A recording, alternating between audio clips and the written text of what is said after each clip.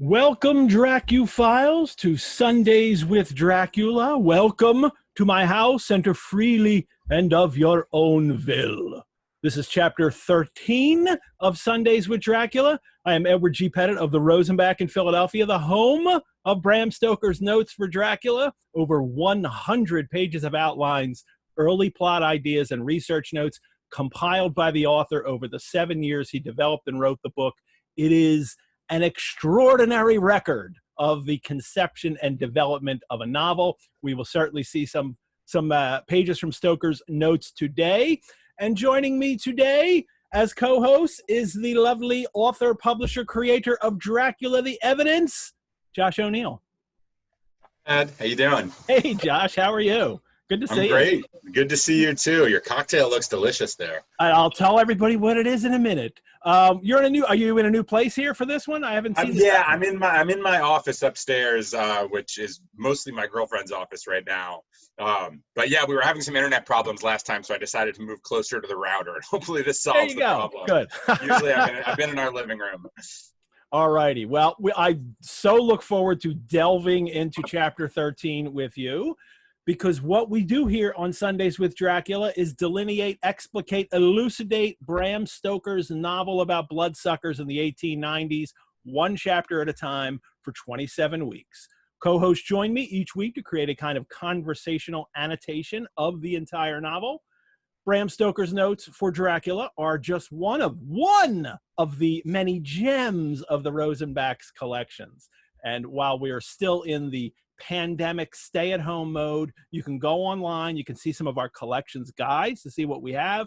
There's gallery gateways there of past exhibitions. There's other virtual programs and courses that we're creating for you. Our virtual courses have just begun. We have 3 running right now. The 4th one coming up, which actually starts this week on Thursday. And believe it or not, there are still seats left in it. So you can still register for African-American detective fiction sharpens the gaze. I cannot wait for it to start. I will also be a student in the class because I love crime and noir fiction, and this is going to be fabulous. The first book we're reading is Chester Himes' A Rage in Harlem, so I'll be reading that over the next couple nights to prep for that class. Also, the Read the Blood of Dracula course, which you could register for the whole 5 sessions that we've put up so far, or you could just individually choose the texts, the vampire texts that you're interested in, register for those. That starts on Tuesday, August the 18th. So those courses are available to register for now. But normally, this is the spot where I tell everybody, go to our webpage, click on the support tab, any amount helps, and absolutely you can do that. And I will be oh so grateful for your support. But I have something special planned that I'll be revealing at the mid-break. So stay tuned for a very special announcement about more Dracula-inspired content and how you can also help the Rosenbach in about 1 hour. Remember, during the show today, if you're watching live on Zoom, use the chat to talk among yourselves. All you regulars who come here every week, I don't need to tell you that because the chat is so wonderful and I so love reading it after the show. I wish I could keep track of it during the show. If you have a question for Josh or myself, put it in the Q&A box. That's a lot easier for me to manage if I'm answering questions. And remember, if you're using the chat to each other, this still happens every week. There's somebody that doesn't catch it, that the default setting on that is to all panelists. So someone will be, constantly throwing out comments thinking everyone is seeing them, and they're not. You have to reset that to all panelists and attendees so everybody can see your comments. If you do want to send something only to the panelists, Josh and I, put it in the Q&A. All righty. So Josh, what is new with you? Just trying to keep all the plates spinning and stop them from clattering to the ground as usual. But I know that.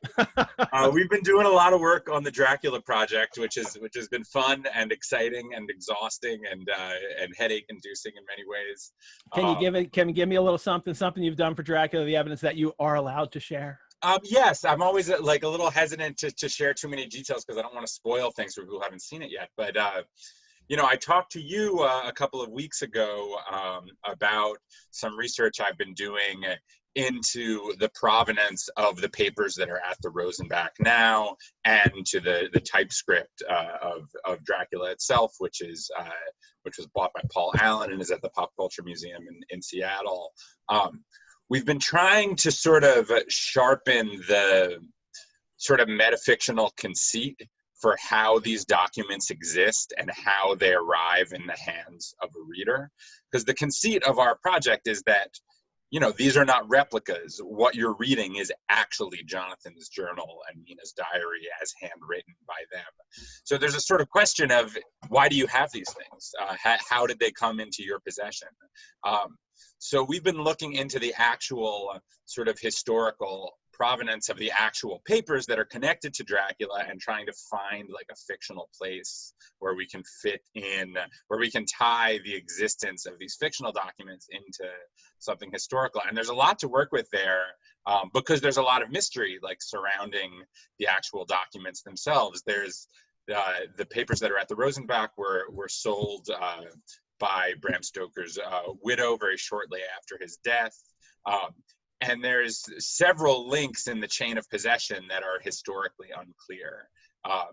So we're bringing Dacre Stoker in to sort of sharpen the try to figure out where we fit in the concept of these papers being part of these documents that were all once in the possession of Bram Stoker.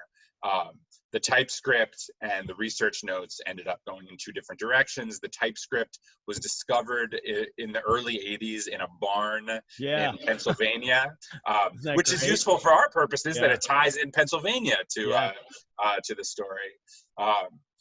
And so how did they arrive at Beehive Books? How did they arrive in the hands of the reader?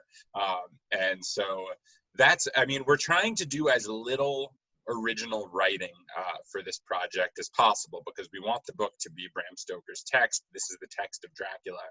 But we need a sort of, you need some kind of context for what it is you're looking at. So we're trying to create a short document that tells you the story of the documents themselves.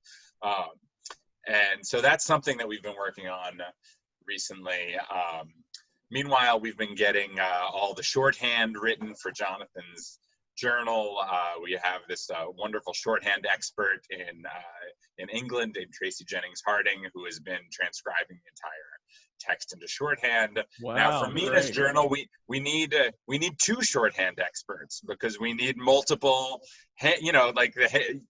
The handwriting would differ, obviously. So, and it's challenging too, because we have calligraphers who are doing the actual handwriting for the longhand text and the letters and other diaries and stuff like that. But for shorthand, there's nobody who is both a calligrapher and a shorthand expert that we've been able to find.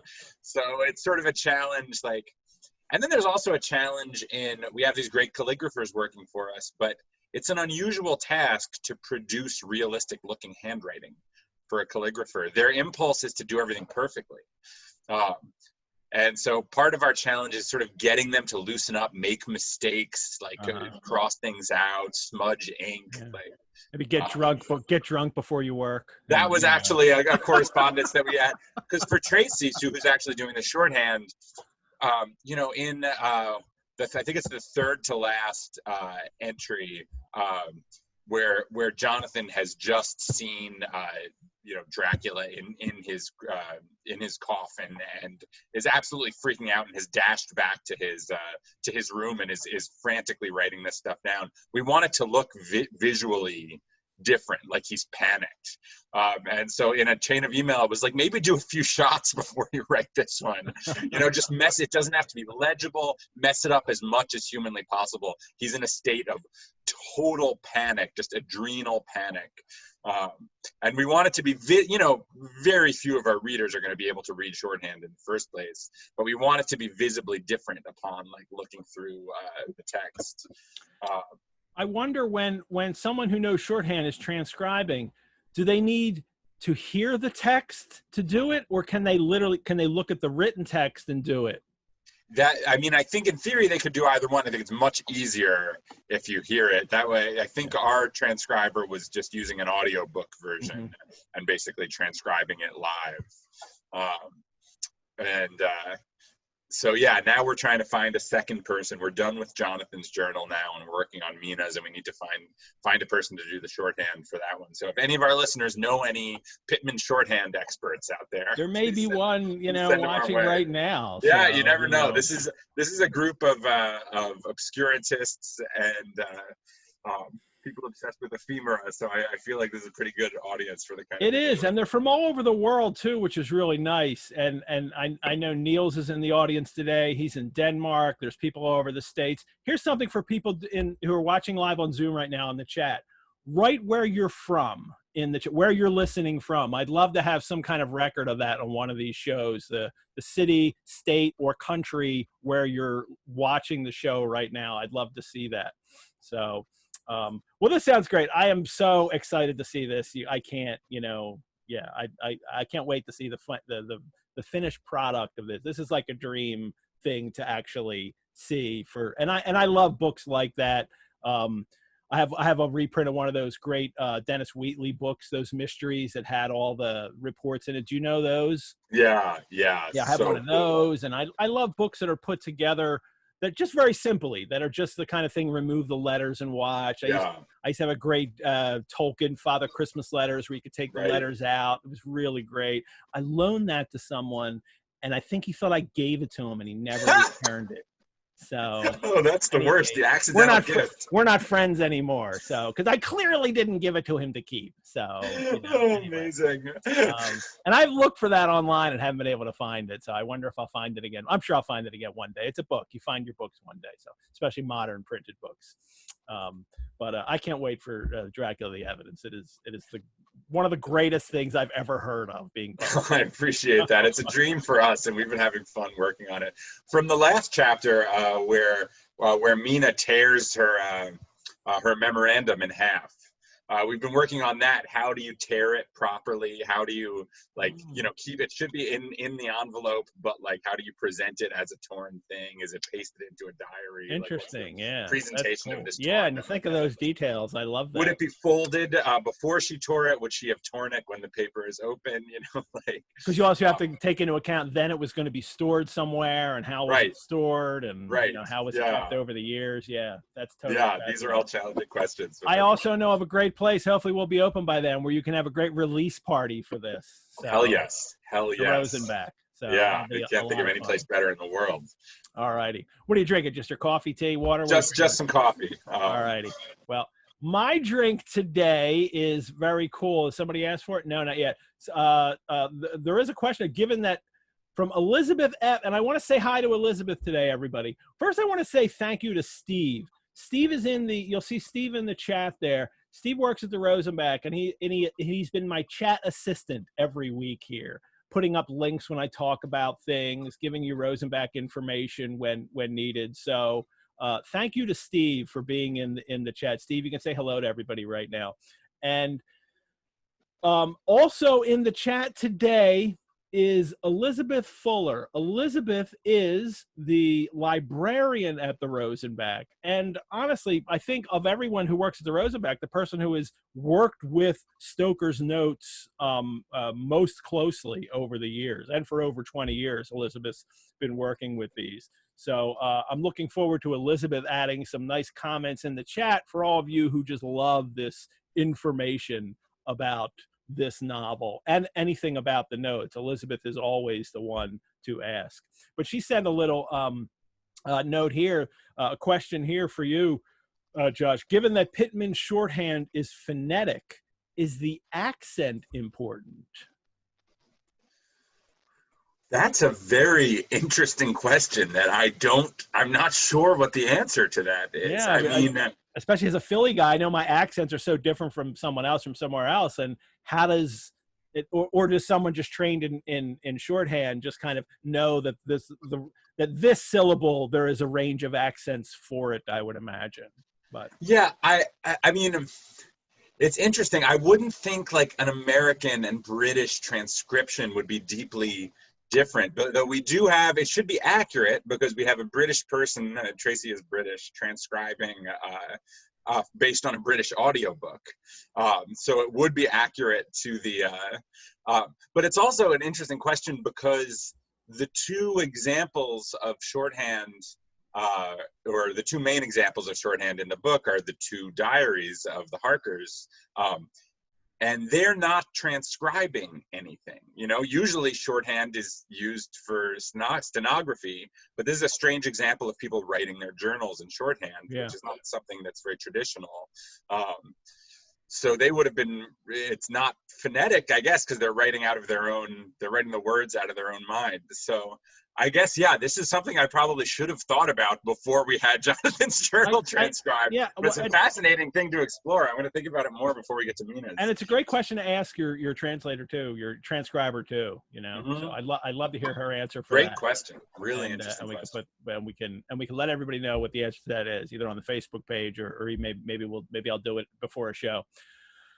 But the drink I have today, my cocktail today, it's a variation on the Corpse Reviver, which I thought was very appropriate to do a variation of.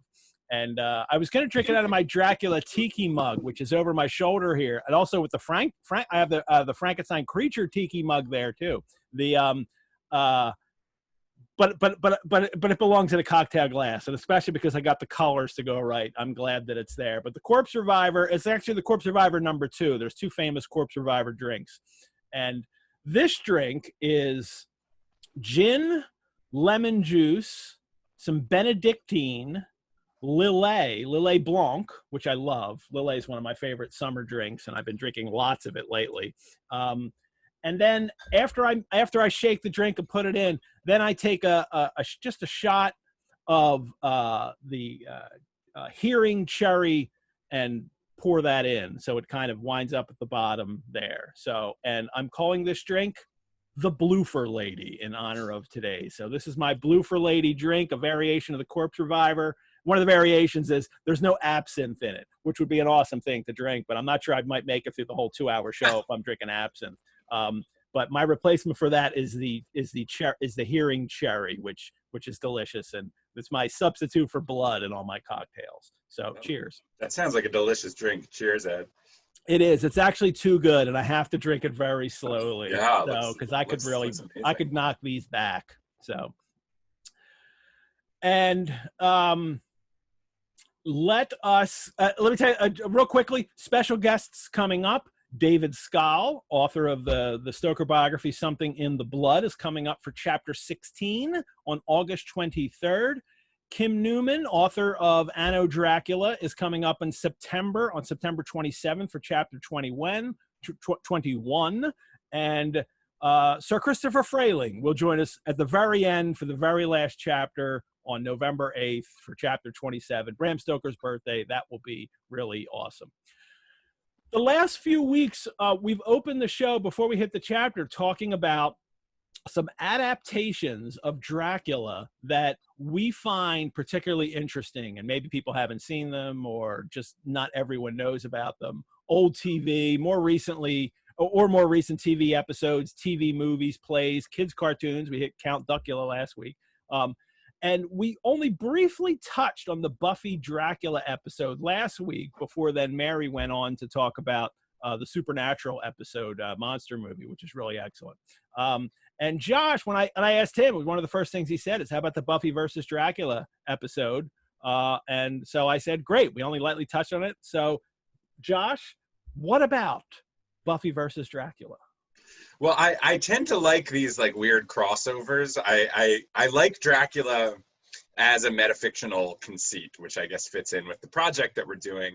I like the idea of like Dracula crossing over into other universes. I was also thinking about there's a Dracula in Marvel Comics who has appeared in like lots of different comics. I was thinking about talking about that. Yeah. Tomb of Dracula. Yeah, I mean, obviously I have a digital whole Tomb of Dracula. I've read almost all of it. So yeah, it's fantastic. Yeah. Yeah, there's a lot of, I mean, in terms of adaptations of Dracula, there's about 10,000 things you can talk about. But I love Buffy, and I was very interested in that episode because it has this sort of aspect of using Dracula and the knowledge of Dracula and the fame of the Dracula story as like a central piece of this metafictional conceit of like, so, you know, it's season 5 of Buffy, so the show is very well established at this point. The mythology of the show is very well established. It's crazy they waited till season 5. Yeah, it's for wild. Dracula, you know. But Dracula's never been mentioned, I don't believe, probably in the show, at least not in any serious way, as a real thing that exists. And yeah, there's this sort of aspect of like, you know, when he first appears, Buffy accuses him of being just a Dracula fanboy. She says, "I've met a lot of pimply nerds who call themselves Lestat." But she's also sort of starstruck. She's like, Dracula knows who I am. He's heard of me. And so there's this really interesting concept of people reacting to Dracula based on what they've read about Dracula in the past, which I think ties in a really interesting way to the original novel, because so much of the original novel is about people's understanding of this mythic creature they all start at 0, and their understanding sort of spreads almost virally from one to the next. At first, Van Helsing is the only one who knows anything. Jonathan is the first in the text of the book to sort of learn what the hell is going on, though it's unclear how much he remembers, how much he's hiding from other people. And then so much of the book becomes about sharing information, transcribing information, transmitting knowledge from one person to the next, making sure everyone's on the same page. And so Buffy does a very clever job sort of like recreating the Dracula story. It like slots the Buffy standard characters into a lot of the roles. Sort of Xander becomes Renfield because he's under the thrall of Dracula and is eating bugs and calling him spiders, master. Yeah. He even says blood is the life at one point. Exactly. And you've got Giles, who's sort of captured by the brides of Dracula. And captured because like sort of willingly captured, and is sort of saved against his will, which is all fun commentary on the novel too, you know. So right. It's the kind of adaptation that's also commenting on the things going on in the novel. So right. And then there's a sort of aspect of Dracula as a representative of this sort of like male authority of the canon of the past, kind of like defining what the truth of like the vampire myth is, and thereby defining the truth of like what Buffy's role in it is as the Slayer. And she sort of falls under his sway, only to sort of like cast it off in the end and sort of make him into a joke. And I love at the very end, they she stakes him. And then they've got the classic final moment where you realize he's still alive, and he comes back as though he's going to return, and she just stakes him again. And she's like, "I've seen all your movies. I know you always come back." Yeah, I love that moment. It is he was played by Rudolph Martin, and I have a picture here that I'll share. It's a great performance. It is. It's very good sexy. looking. And do you know that he also played Vlad Dracula in a TV movie the very same year? Really? Released. Yeah, it's called Dark Prince: The True Story of Dracula, and it came out the same year. I can't remember the year of this episode, but it came out the same year on TV. And so he got to play Dracula twice in a year, like fictional Dracula and then the historical Dracula, which I find fascinating. Well, they equate in the Buffy episode. They equate those, which always bothers me a little bit. And they're like, "Oh, so it's Dracula, it's Vlad the Impaler."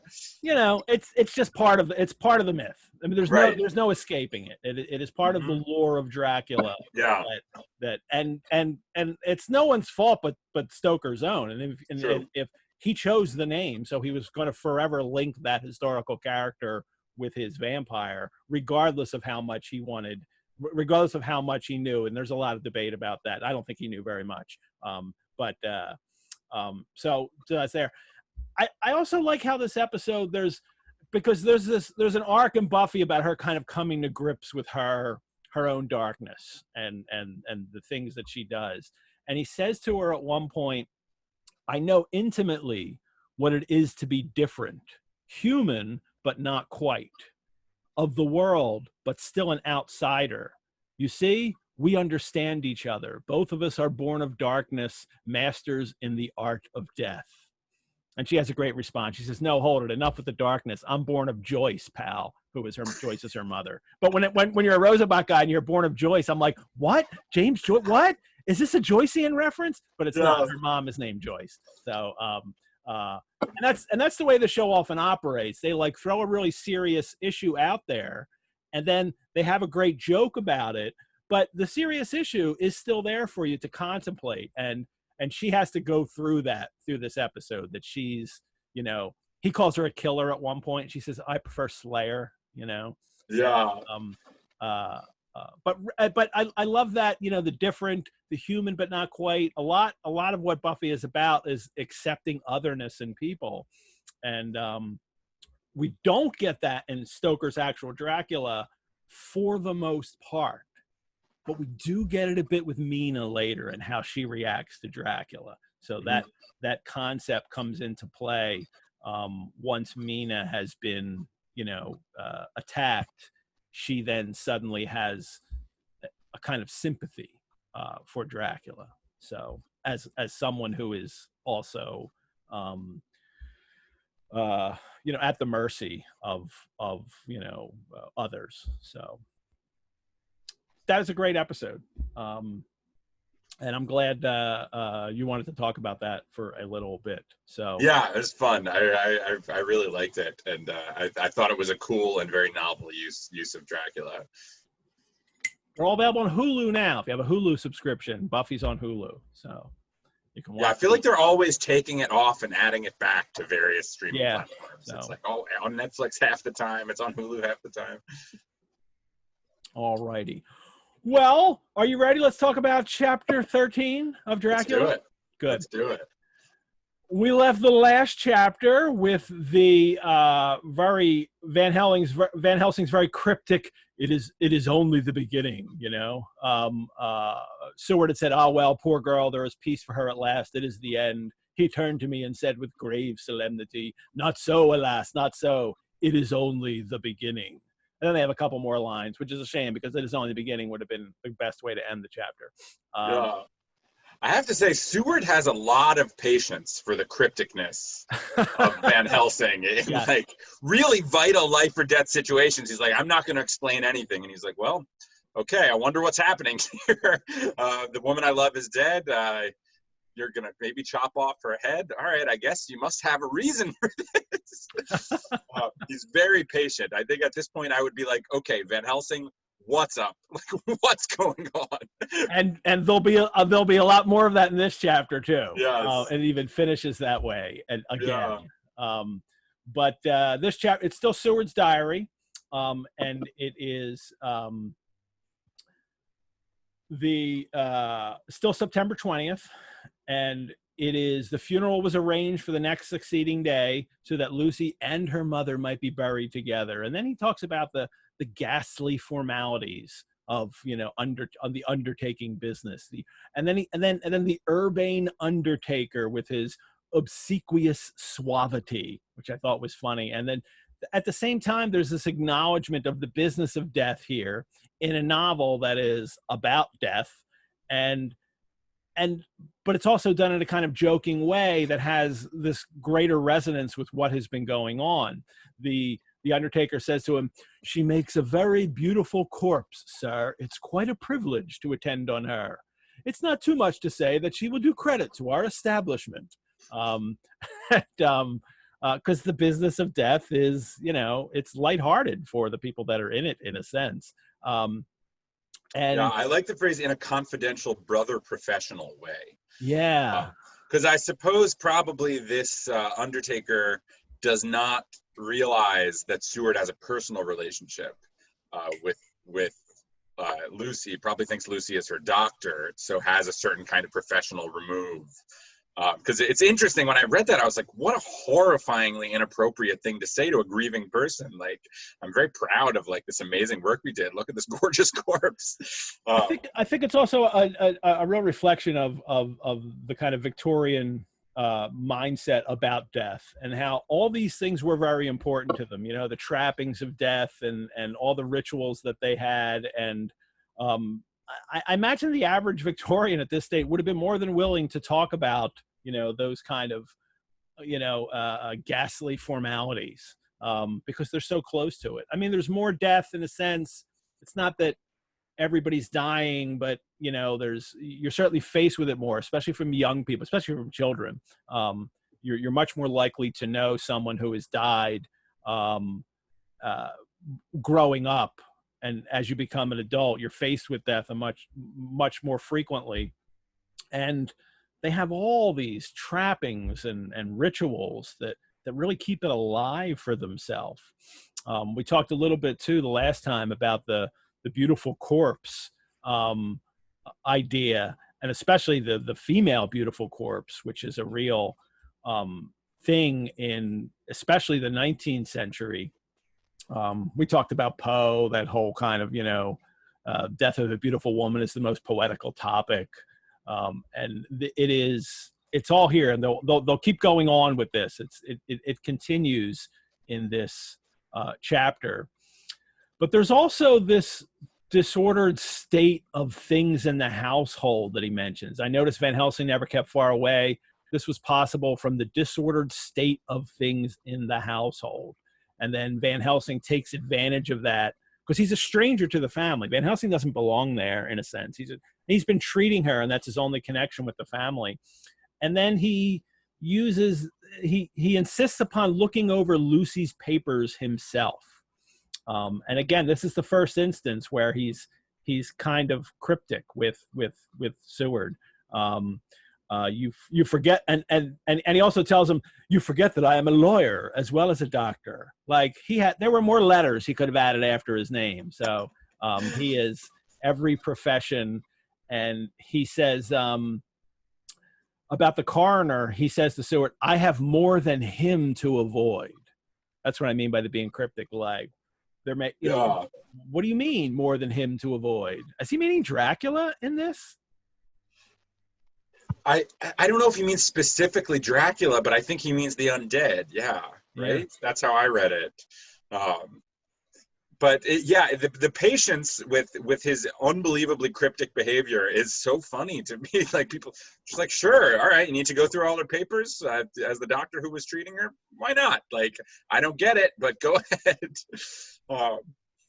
But yeah, there are only some letters, a few memoranda, a diary new begun, and he will later look at this stuff, but also the fact that he's already investigating. You know, that Stoker had originally wanted a detective in here, Detective Cotford, Inspector Cotford, and here we go. Here's the role of the detective already coming to play in this, that he's, you know, got to examine all the background to this case so he can figure it out. And here they go in to look at poor Lucy, laid out the undertaker told them she's beautiful. And then they go in, and the end of the winding sheet was laid over the face. When the professor bent over and turned it gently back, we both started at the beauty before us, the tall wax candles showing a sufficient light to note it well. You always look better in candlelight too, even dead apparently. All Lucy's loveliness had come back to her in death, and the hours that had passed, instead of leaving traces of decays effacing fingers, ding, ding, ding, Byron, we'll get to that in a second, had but restored the beauty to life, till positively I could not believe my eyes that I was looking at a corpse. There was just a question a moment ago from Anastasia. She says, what do you make of the contrast between the focus on the mundane formalities of death and the poetic, romantic attitude to the beautiful dead woman you talked about last time? I mean, I think they're bound up. I think that for a Victorian who does have to deal with death all the time, It is just part and parcel of regular life. And Stoker is very conscious of making sure he gets all those details correct in his novel. But again, we have this romantic attitude towards death, and we get it from Byron, which I love. And this is a little bit of a rabbit hole for me. I mean, and I don't know how much you know about Byron, Josh. I mean, a bit, yeah. Read Byron, maybe Yes. Well, you know that he's the vampire in Polidori's vampire Yes, story, of course, that yeah. kind of thing. But this decays effacing fingers is actually from a poem of Byron called The Giaour, and it's spelled Giaour. As far as we can tell, Byron and company probably pronounced it Giaour. It's there's debate of whether it's a hard G or a soft G. It seems to be Giaour in that time. And the Giaour it's a narrative poem, and it's one of Byron's Oriental tales, he called them. And he wrote several of these, and this was the first one. And it's very early in his career. Byron has just become the most famous poet in the Western world. And he publishes this, and the Giaour is a tale of a Venetian in Turkish-ruled Athens. So he's in Greece, in Athens, but it's the Ottoman Empire Athens. The Turks, the Muslim Turks, have that country, and the Venetian in the story is the Giaour. Giaour means infidel. So as he's from Europe and he's not a Turkish Muslim, he is an infidel to them. Doesn't practice their faith. And the Giaour has an affair with a woman named Layla. So this is very Byronic, having an affair, who is married, of course. That's what makes it very Byronic. And she is married to a Turkish official named Hassan. And when the affair is discovered, Hassan has her sewn in a sack and then thrown into the sea to drown her. That's her punishment. And I've read several notes to this, that this is one of the punishments that would happen to women who were caught in adultery at this time.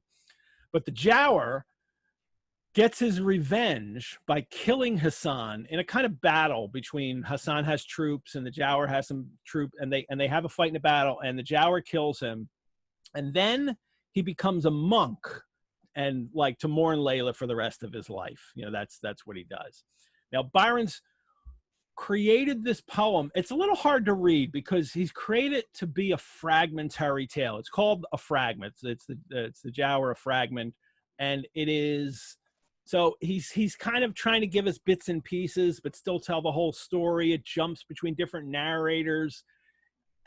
Unless you have notes, sometimes you really don't even know that the narrator has changed, and you have to stop and wait a minute, what's going on? Who's talking? And you have to go back because you realize this is a different narrator at this point. The death's effacing fingers part is interesting because it's, again, this personification of a beautiful death. And let me just read briefly that in my Byron here.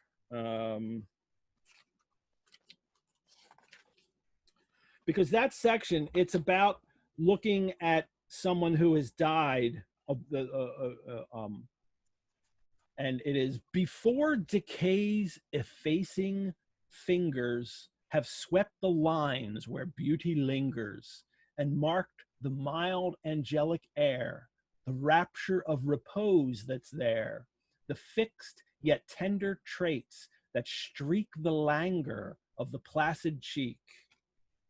And then he says a little bit, he still might doubt the tyrant's power, the tyrant being death, so fair, so calm, so softly sealed, the first, last look by death revealed. So it's about someone's dead, but there's this moment after they die that before death's decay's effacing fingers can come and destroy that beauty, they suddenly look serene and perhaps more beautiful than they did in life.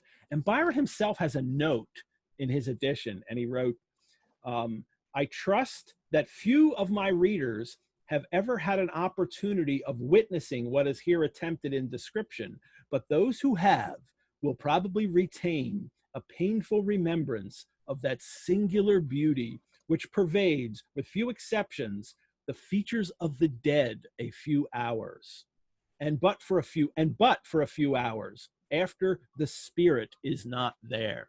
So for Byron, it is a temporary thing that happens. And the horror of Dracula in this novel, and the horror that they keep seeing, because this is not the first time they've seen it with Lucy, is that, oh my God, she's still beautiful over and over. They keep noticing, like, as soon as she dies, they say, and Arthur's like, are you sure yes, she's dead. And now they're looking at her again. It'll happen again later. And part of the horror of it is not that she is beautiful, but the beauty is maintained over time. And Byron notes that beauty only lasts for a little bit. And that is true. That is real. That's what'll happen. Then, the face will start to sink. And I can't think of how many wakes I went to in my life. And people are being polite. I understand that. But you go up to the person, open casket, and everybody's like, oh, looks so good. Looks like he's just sleeping. And I always thought, are you kidding me? That person looks dead. Like, they look unnatural. People don't look like that. And that's long after. Like, you've been dead, you've been embalmed. You're certainly not going to look like you do in real life.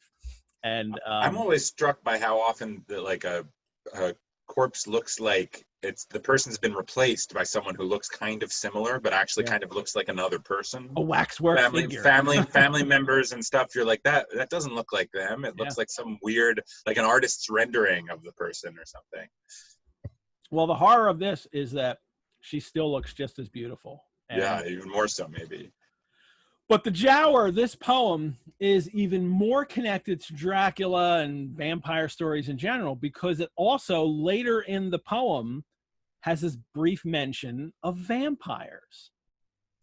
After killing Hassan, there's a moment where another narrator comes in, like an Ottoman narrator, and curses the Giaour.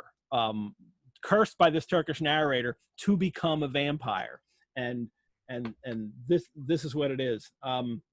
But thou, false infidel, shall writhe beneath avenging Munkir's scythe, and from its torment scape alone to wander round lost Eblis's throne, and fire unquenched, unquenchable, around within thy heart shall dwell. This unquenchable fire he will always have, that tortures, the tortures of that inward hell. But first, on earth as vampire sent, thy corpse shall from its tomb be rent, then ghastly haunt thy native place, and suck the blood of all thy race.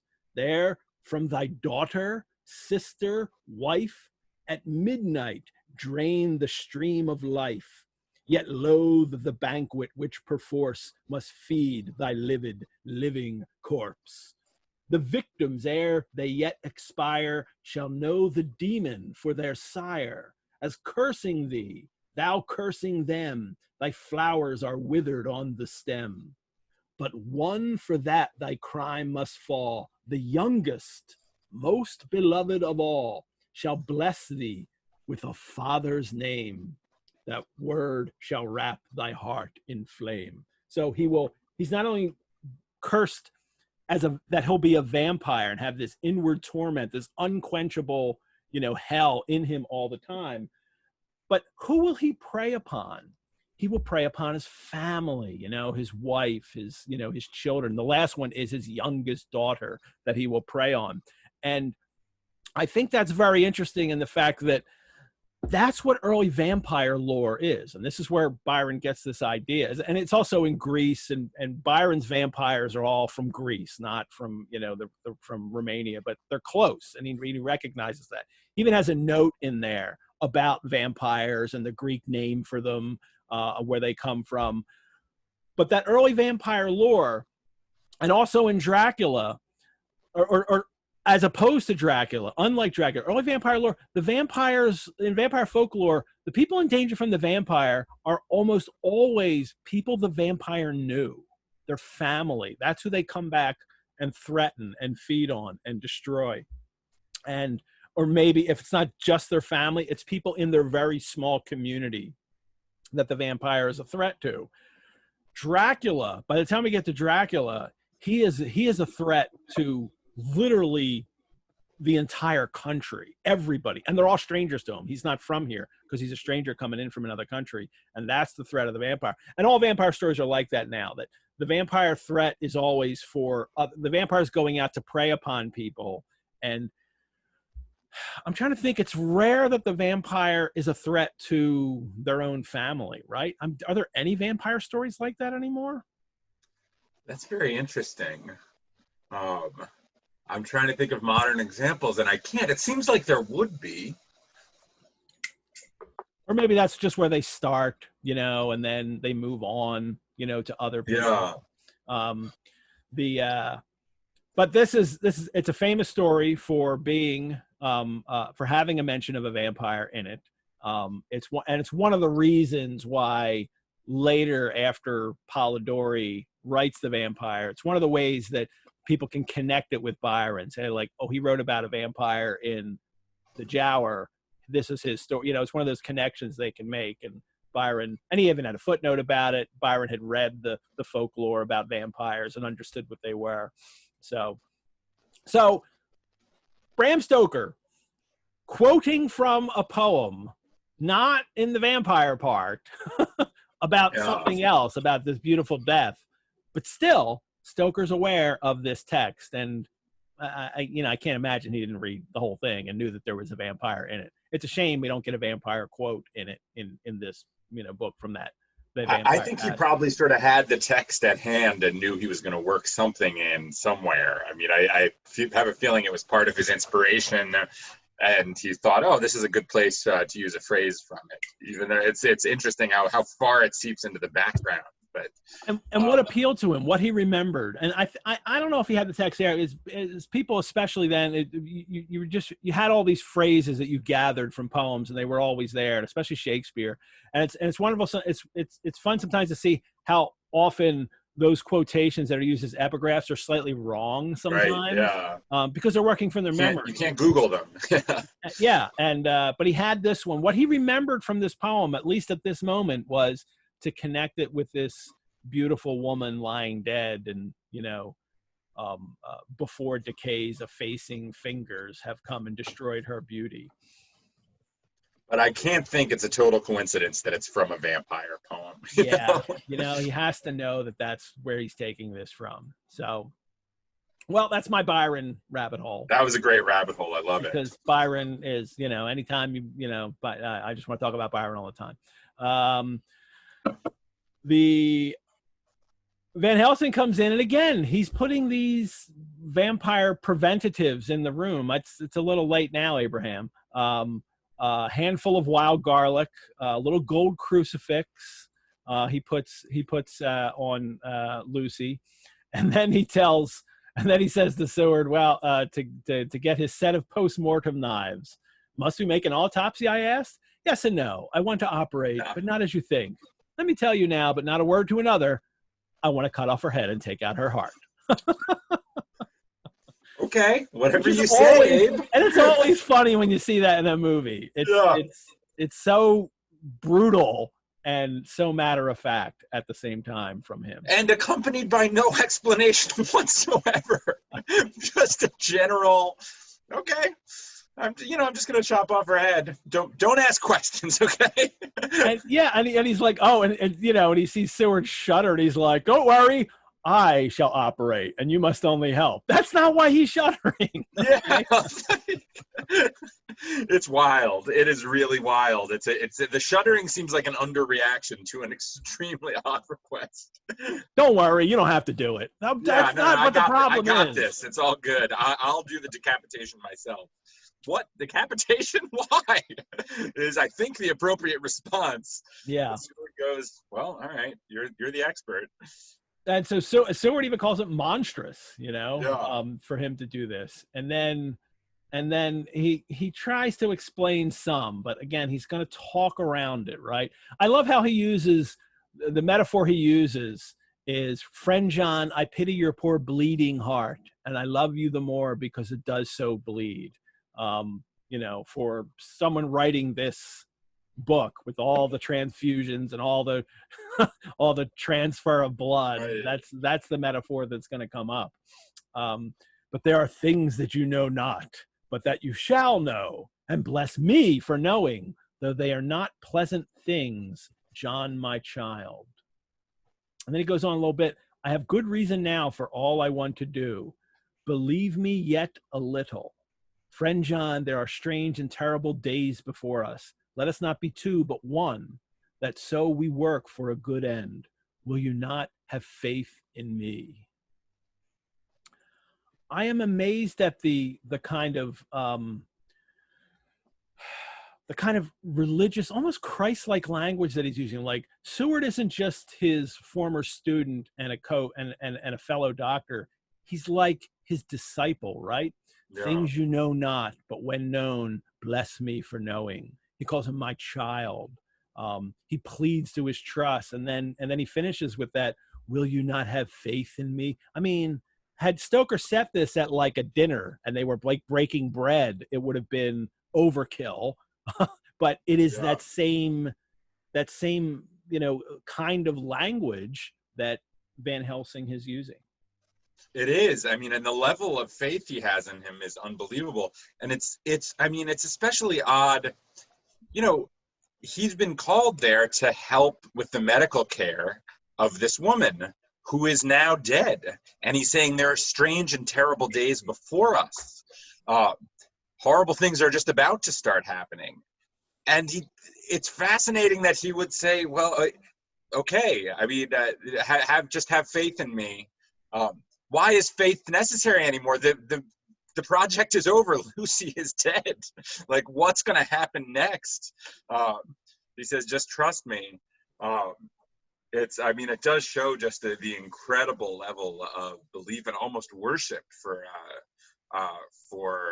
Van Helsing that Seward has, that does seem very religious in nature. He's like a godlike figure to him. And the novel is set in a world that people don't know anything about vampires. So, Seward doesn't really suspect really what's going on here at all. But I don't know, man. How many people would you trust like that? None. Zero. So, the person I love has died and someone says, trust me, I just got to decapitate them real quick. You're going to explain right now what's going on. Seriously. But and if the doctor who is caring for a beloved person of mine, after the person has died, says our troubles are just beginning here, I'm not going to just trust them to go like, okay, you'll explain this later. I want to know what the troubles are right now before we get to the decapitation. But I think in the sense that, we're in a world of people have a religious faith, and this whole crew does, and they'll swear by it, and then it becomes a holy crusade. It's one of the most uncomfortable parts of the book for me is when it becomes a holy crusade. But that is there. And these characters do live a life where they have faith in the inexplicable, and they're already okay with that. So I wonder if it's not as big. So it's not as big a jump for Seward to do this, coupled with the fact that this is his mentor. This is the man that he's learned, everything from, and the way, even just the kind of general philosophy that Seward operates by, that the way he treats his patients, to kind of learn from them, to almost egg them on in their madness, like with Renfield, right. And then he'll learn. This is exactly the way Van Helsing approached. This is the waiting till the corn is ripe approach to medicine, to learning about these patients, to really everything that they're doing. Yeah, it's a very master-disciple kind of relationship, the sort of control of what kind of information you're ready for at the moment. You will learn this when your mind is prepared for it. Yeah. And not in a Jedi way. Far more of a kind of Christian way, I think, is Van Helsing's language. The Jedi way, I guess, would be an Eastern kind of philosophical way, as Lucas takes all that from there. Right. Yeah. But this kind of disciple relationship is more, far more Christian in the way it's put together, and the faith and the inexplicable, the sacrifice that you will have to make, and there's blood sacrifice here as well. So, but it's very interesting to see that kind of relationship here in this sort of medical framework, around the care of a dying person. Is interesting. Now we get more maid shenanigans here. As I stood without moving, I saw one of the maids pass silently along the passage. She had her back towards me, so did not see me, and go into the room where Lucy lay. And Seward says, "The sight touched me. Devotion is so rare, and we are so grateful to those who show it unasked to those we love. Here was a poor girl, putting aside the terrors which she naturally had of death." He's so patronizing. "To go watch alone by the bier of the mistress whom she loved, so that the poor clay might not be lonely till laid to eternal rest." And then we learn just a few lines later that she went in to steal the crucifix. I love it. And Van Helsing is really, mean about this. Yeah. "The worthless wretch who stole it from the woman who robbed the dead and the living. Her punishment will surely come, but not through me. She knew not altogether what she did, and thus unknowing she only stole." Well, why you say, like, if she didn't know what she did, really, well, he's referring to the fact that apparently the cross is supposed to help Lucy or something. I'll get to that in a minute, but I think it's supposed to prevent her turning somehow. That's my interpretation, but I've never been clear on it. It's really odd. Like, maybe she could be saved. Like, there's a final turning that maybe and I think it's also maybe Van Helsing doesn't know. Like, I don't know if he's ever treated someone this closely who's gone through this process, and then they turn. He knows she's turning into a vampire. He's seen the teeth. He saw the wound on her neck disappear. He knows she's going to rise again. And maybe he thinks with the cross there and the garlic in the room that it'll some kind of prevent it. Or maybe he thinks Dracula the vampire, he doesn't know it's Dracula, the vampire needs to come maybe a last time. So that'll help her. That I was wondering about too, whether the vampire needs to return somehow. But the fact that he blames her so much, this maid, is a little mean, because I can't help but think that she's been compelled to do this. Like, I don't believe she's going in to steal the cross. And he should figure this out too, that she's somehow under Dracula's power to remove this cross from her.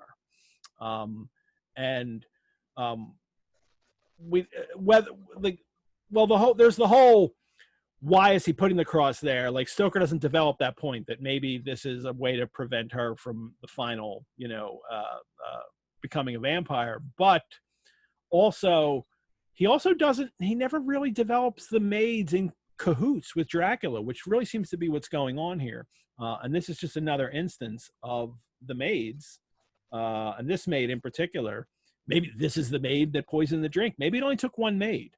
That would make sense, right? He needs one maid to get into the house. He needs one maid to invite him in. And he tells that maid to poison the drink, maybe, so everybody will pass out. And then that really makes sense, because how does he know they're going to drink the sherry? Because this maid puts the laudanum in it, and then she's the one that says to everybody, we should have some sherry. And she's the one that takes the cross away. I don't think she needs specific instructions that Dracula said, make sure you take a cross away from her. But she just knows that is not good for her new master. And a great opportunity for continuing fan fiction that you could write about this maid. Because this seems to be something going on behind the scenes that we never get the full story of. Yeah. What do you make of why it now becomes too late to decapitate her and cut out her heart? Yeah, that he's not going to do it right then. And now I have no idea. I think it's maybe an idea that he's developing as he's writing, and then never comes back to it. And this just happens sometimes, especially in novels. You've written so much, and you wind up never going back and fixing some of the things that you were perhaps developing, or you don't realize that this is actually a developing idea into something else. And somebody might be confused by that. And I'm not sure anybody notices it until you've read it for 10 times and really go in and pick it apart little by little. I'm not sure a first-time reader is going to think of this at all. So, like, beyond the pages, it's just very strange, the idea that it could be too late to now decapitating her won't solve the problem. Yeah. Like, how could it not solve the problem? Will she still turn into a vampire if you decapitate her and cut out her heart? It's interesting. I don't know what it's going for, but it's fascinating. This is what, and one of the things I want to share today, right before we take our mid-break, is one of the pages of these early characters. And I may have shared this one before, but and it's not necessarily tied to this, but there's a couple things in it that I think are very interesting and go along with some of the stuff that is happening in this chapter. And this is a very early list of characters, or how he's putting this together. Characters, usually just who they are, not even their names yet. He's only got a couple names here, and what their purpose in his story that he's putting together are. And he's got this lawyer with the Aronson purchase that is happening, and that is the real estate thing. And then this Sortes Virgilianae, which I love, and it's an idea he mentions several times in the notes, that he's going to have a moment in a novel where they're going to play this game with a book of Virgil, Virgil's verses that and what you would do is you would open the book at a certain place and kind of put your finger on it, and that's a fortune that you read, and that usually a couplet that you would find there, and that never happens, but he mentions it over and over again. And then he has this conveyance of body. This is about bringing Dracula to England and how they're going to bring it. Purchase of old house town. Here he's got lawyer's clerk, goes to, first he started rated GE, which is probably Germany, and then he changes it to Styria. And this all happens that he wrote a chapter about this, and then dropped it, and then we get some kind of edited version of it in his story Dracula's Guest later. But originally it's Styria. Styria is very famously where Carmilla is set. Le Fanu story, Carmilla. Mad doctor, loves girl, mad patient, theory of perpetual life. And then he's got this philosophical historian. And then also down below, he has a German professor of history. So there's a philosophical historian up here, a German professor of history, and then he has a detective inspector. And it seems that I can see Van Helsing fulfills all those roles. This is why he has so many letters after his name. He's 9 different characters. Yes, and it's also German professor. We noted a couple times how he'll kind of he'll speak German sometimes at moments, like mein Gott. And why is he speaking German? I thought he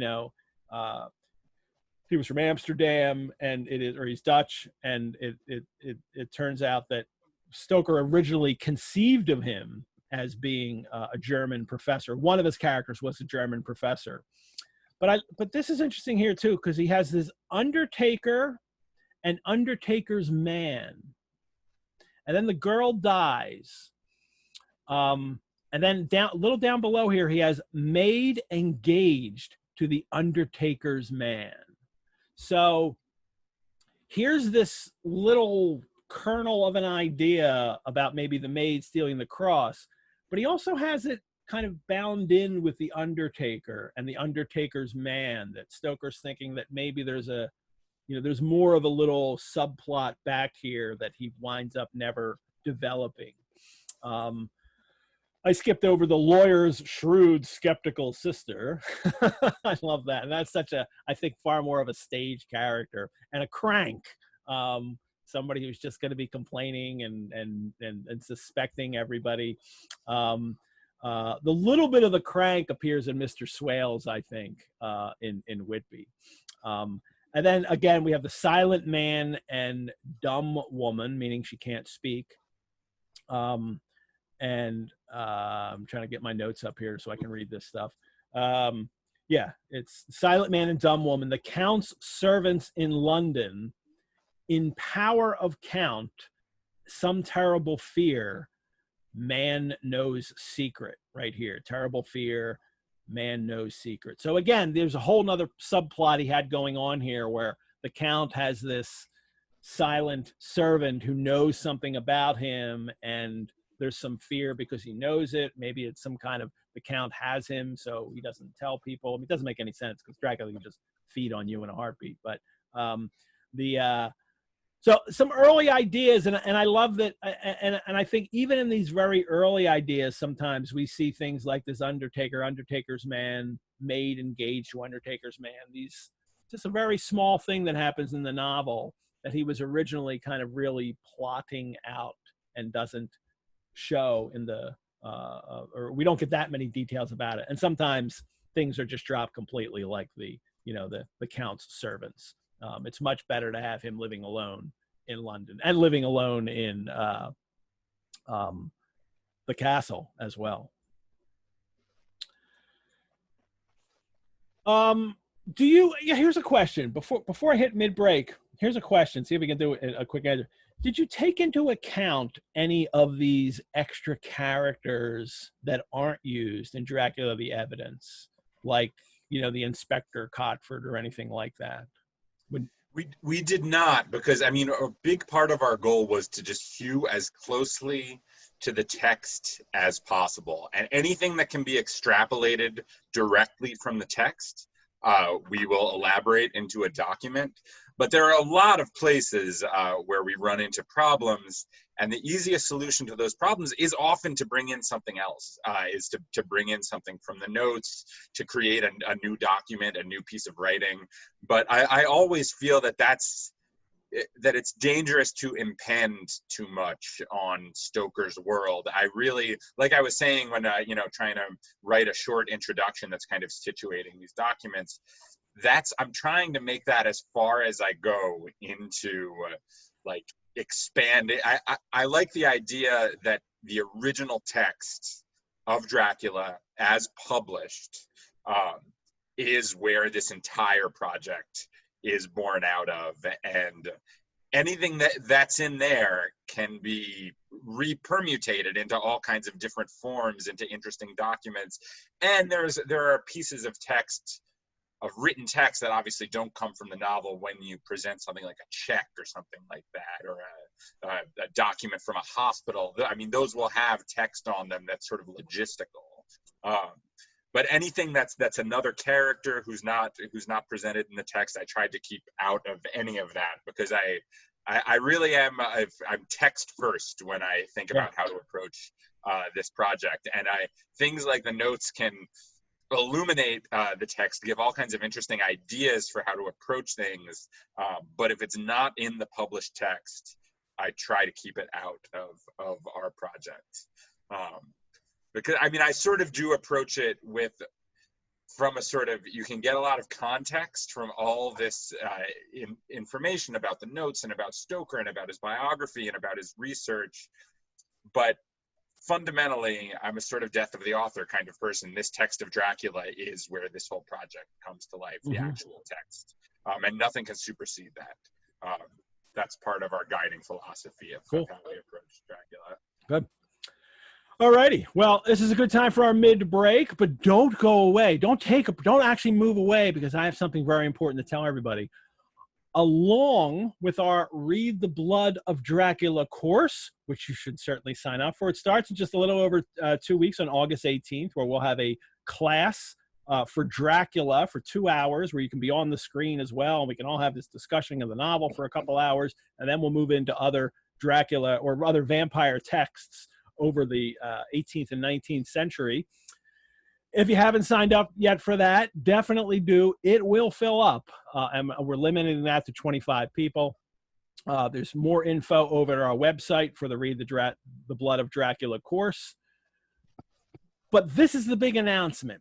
We have created at the Rosenbach a very special Sundays with Dracula Club, in which you can join the Rosenbach for only $30. A regular basic membership at the Rosenbach is $55. For $30, you can become a member in the Dracula Club. This is a super value. We offer it to you at this price because you've been such devoted participants in this program. And I'm so happy to have you. And I'd like to have you for even more and to have us support us. But I'd also like to create some more programs to give you for that as well. So what do you get for your $30 to be in the Dracula Club? You get the satisfaction and our undying gratitude in supporting our collections and programs.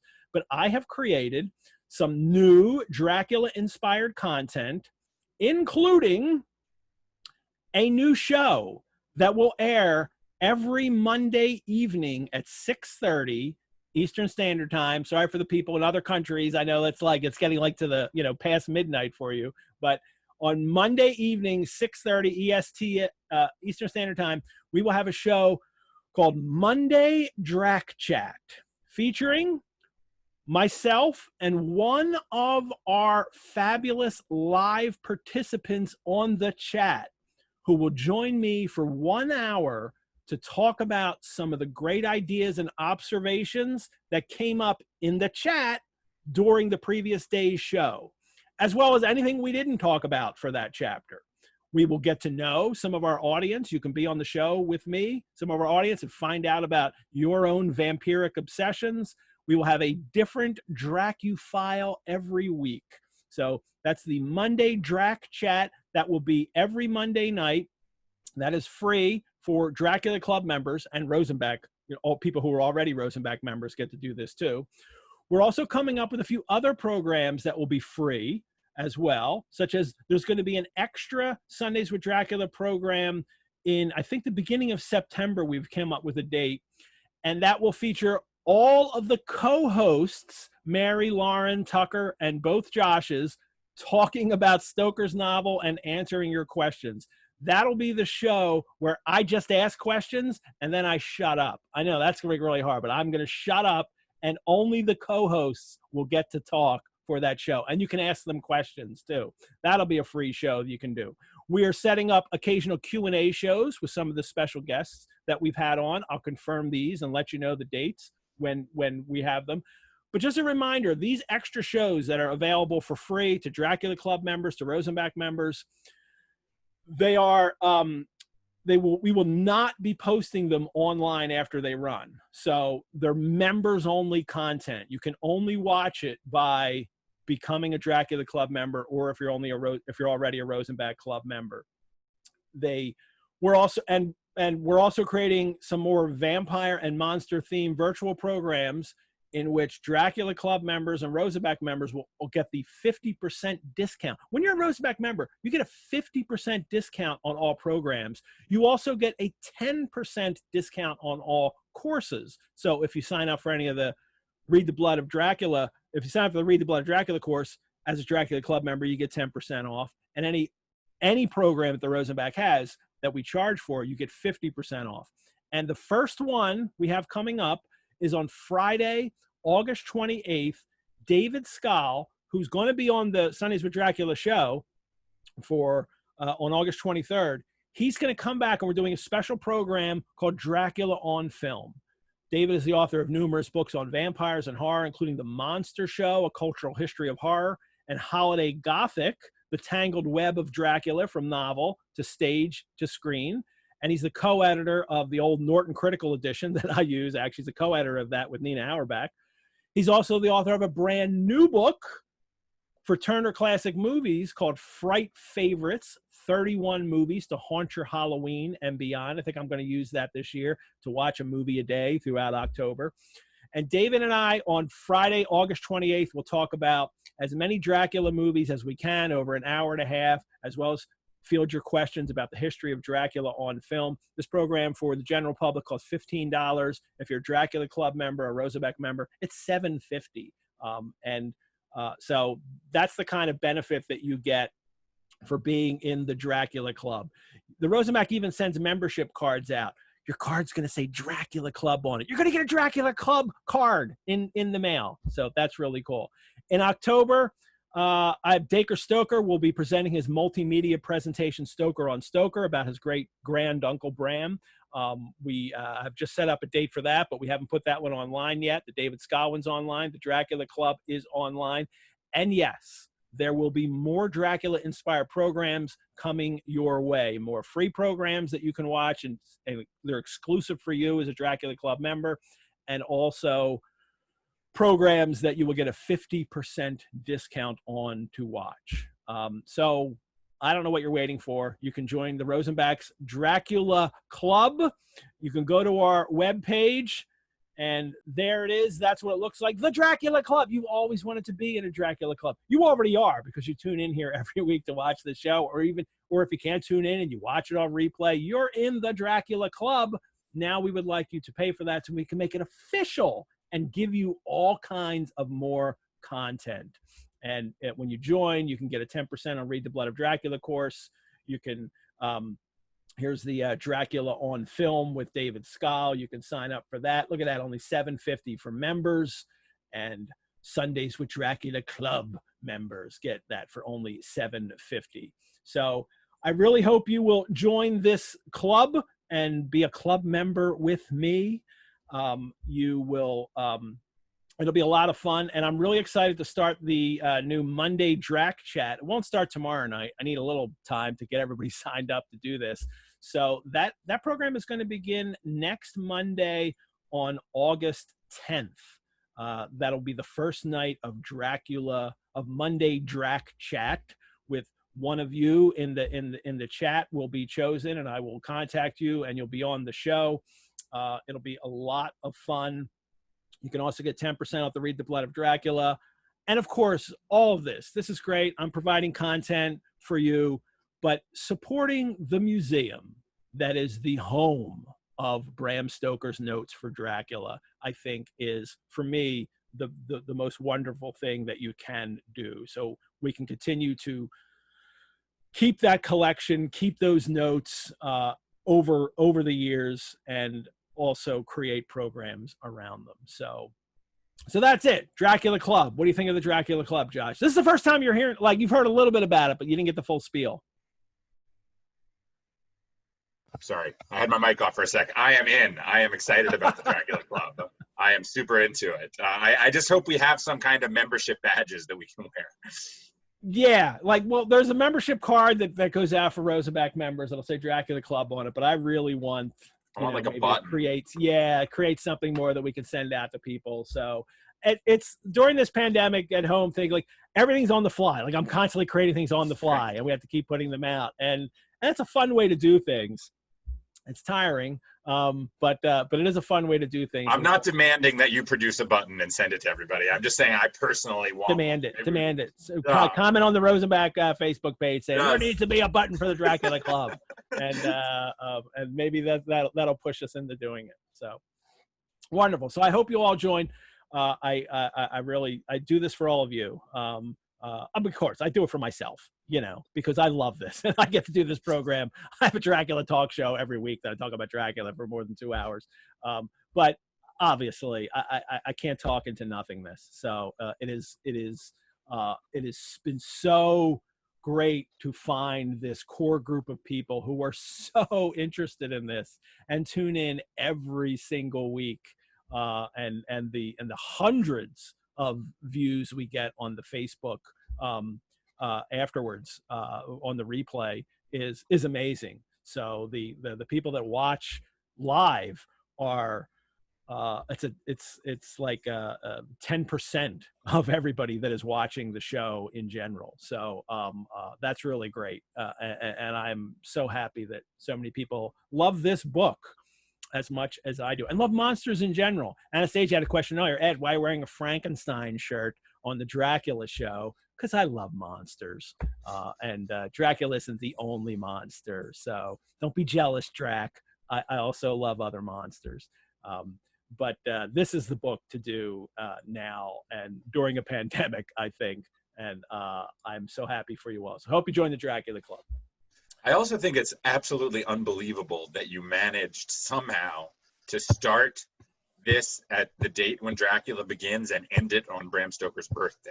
That I was don't hard. know how you arranged those dates, like posthumously 120 years later. Yeah, it was. Somehow I know, and I couldn't believe it. So we got to. It's serendipity. I mean, it fell into our laps. Kismet, not serendipity. It's kismet that it fell into our laps, and we were just able to do that. Start on the right date, which meant I had to rush it. Like we had to rush to start it when we came up with the idea to start on May 3rd. And actually, we were going to finish the week before. We still would have had an after program on Stoker's birthday.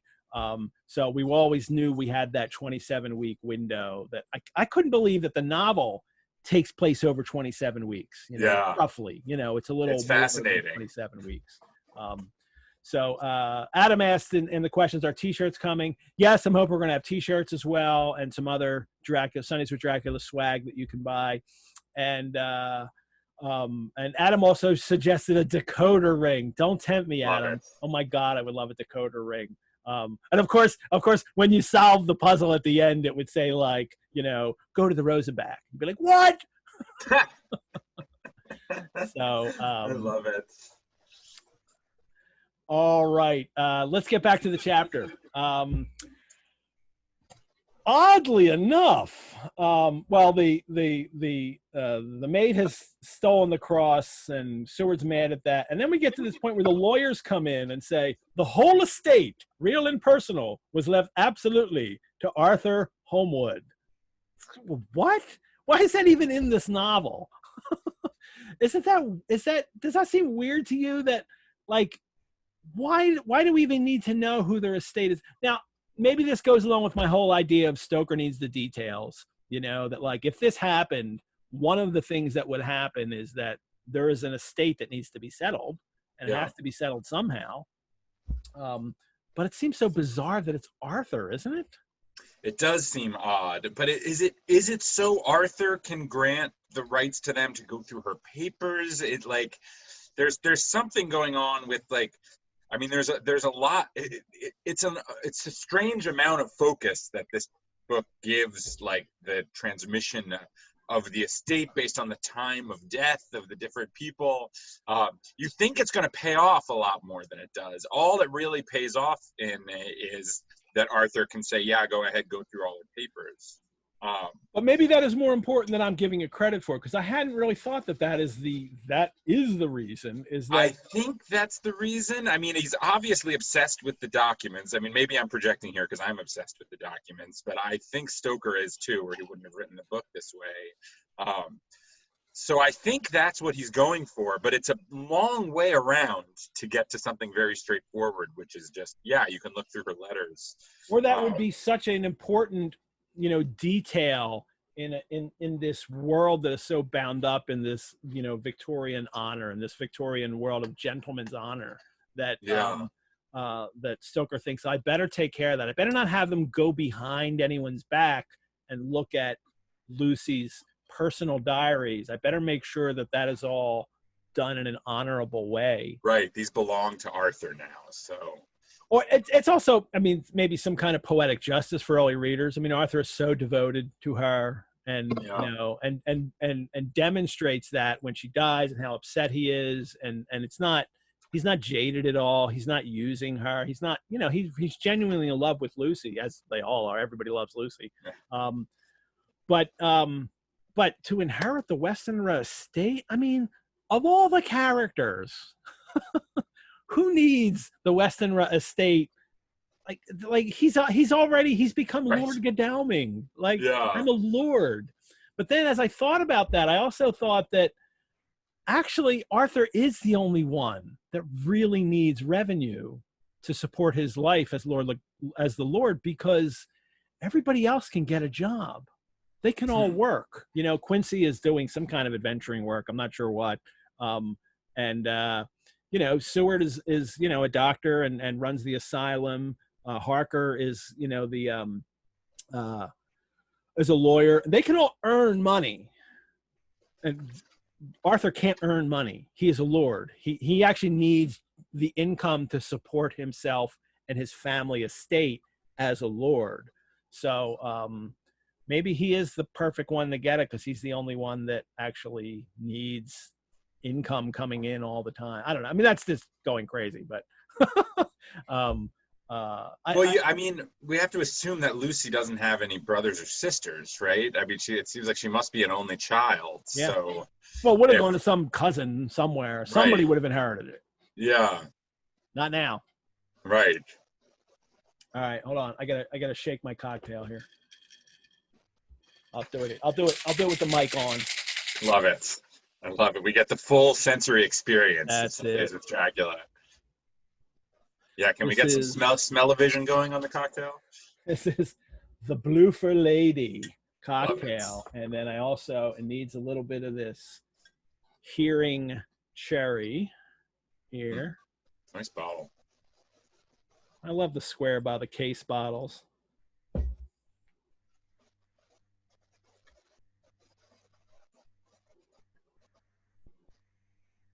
There we go. Arthur inherits the estate, and then also Arthur's father has died. And we mentioned this briefly last time, but in this chapter it talks about, he was, where is it? Very genuinely and devotedly attached to his father, and to lose him, and at such a time, was a bitter blow to him. Just another reminder that Stoker is creating a situation. Adam pointed this out. I forget, in a question I think that he sent to me. But that Stoker creates a situation where the characters, aren't just dealing with the death of one person, Lucy, right? 4 people have died. So Stoker's really emphasizing that this is a novel about death, right? Lucy, Mrs. Westenra, Arthur's father, and Mr. Hawkins. Death is a threat in this novel, but also the young are left without their elders, except for Van Helsing. So he's the last old guy left that can help them, guide them through fighting this great evil. That it is a young person's world, and they are the ones that must participate and lead. And even by the end of the novel, there's you get the baby, and so it's a novel about going forward and the people that will take over, but they still need somebody older, and I think that's a very Victorian thing too. You still need some, older mentor to make sure you do it right. And it's just Van Helsing left now for the old people. Who is still refusing to share any of his information with anyone. Yes, and he's certainly not going to share with Arthur. And he's certainly not going to share with Arthur that they all gave her blood transfusions. Arthur says, Arthur starts talking about how, he feels so comforted that, that he got to help her, and but they're not telling him. That he was truly married to her because he gave her blood. Yes. Yeah. So they all are. But Arthur notices it too when he looks at her. She doesn't look dead. What does he say? Jack, is she really dead? He replied, I am not surprised. Just now I doubted for a moment myself. Like, the Seward says to him that, again, this, she looks beautiful. Like it's uncanny. And it's that uncanniness and that very word, that otherness, that, something is wrong here. That they can't come to grips with. And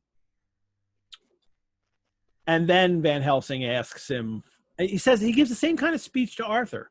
He says, you cannot trust me now, for you do not yet understand. But the time will come when your trust shall be whole and complete in me. I mean, is this Jesus right here?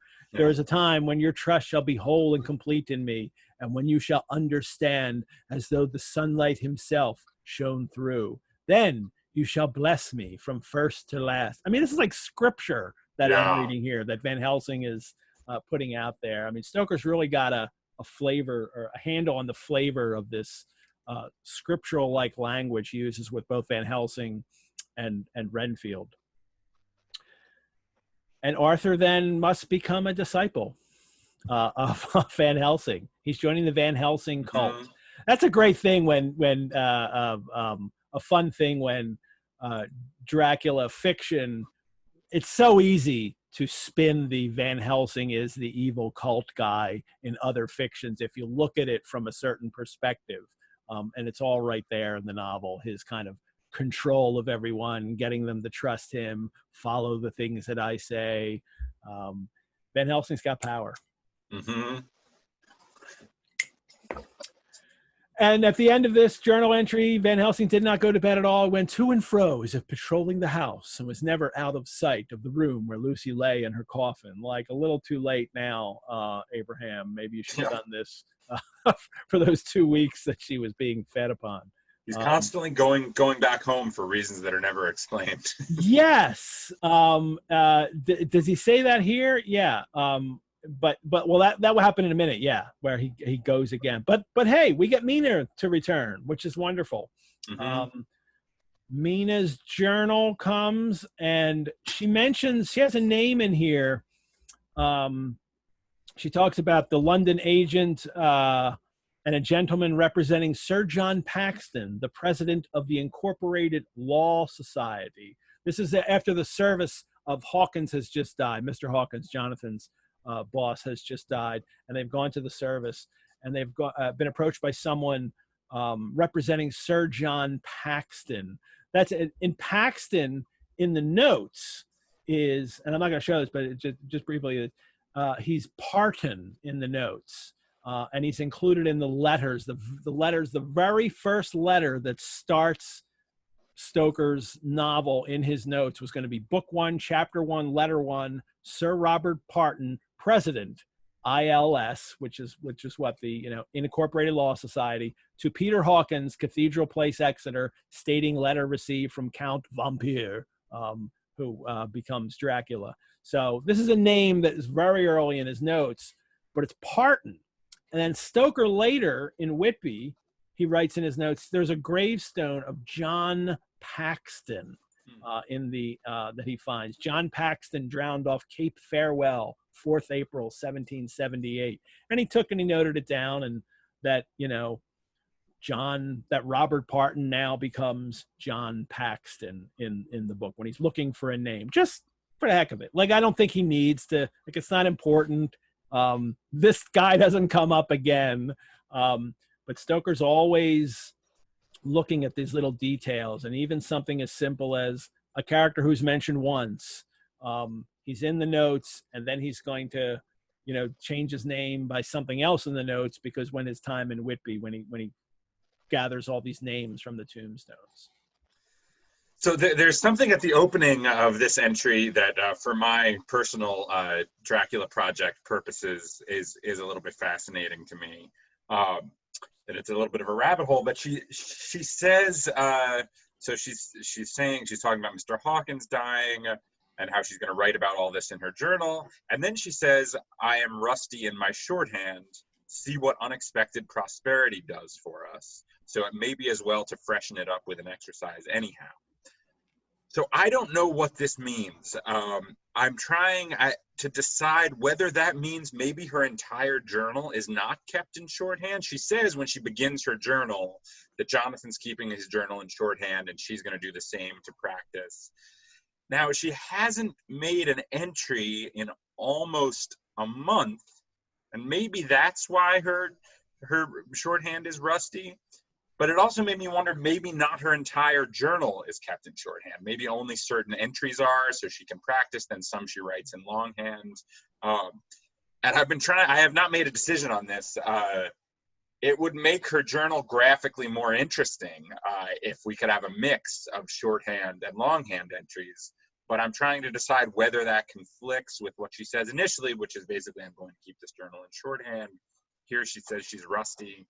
So I don't know. I'd be interested to hear what you or the participants here think about that question. The odd things that you have to think about. Yeah. I think most people don't have to think this hard about this stuff. Has she not written in her journal for over a month? Does she say I believe the last entry was towards the end of August. Well, remember, though, we also don't get everything. Like, there is an editor over this book who has chosen things. So we might not. I believe the last recorded entry, and also for our purposes, like I said, I don't want to add new text. So this is one big challenge for us is like, realistically, characters would not begin and end their journals as the Dracula story begins. You know, Seward's diary would not necessarily begin there.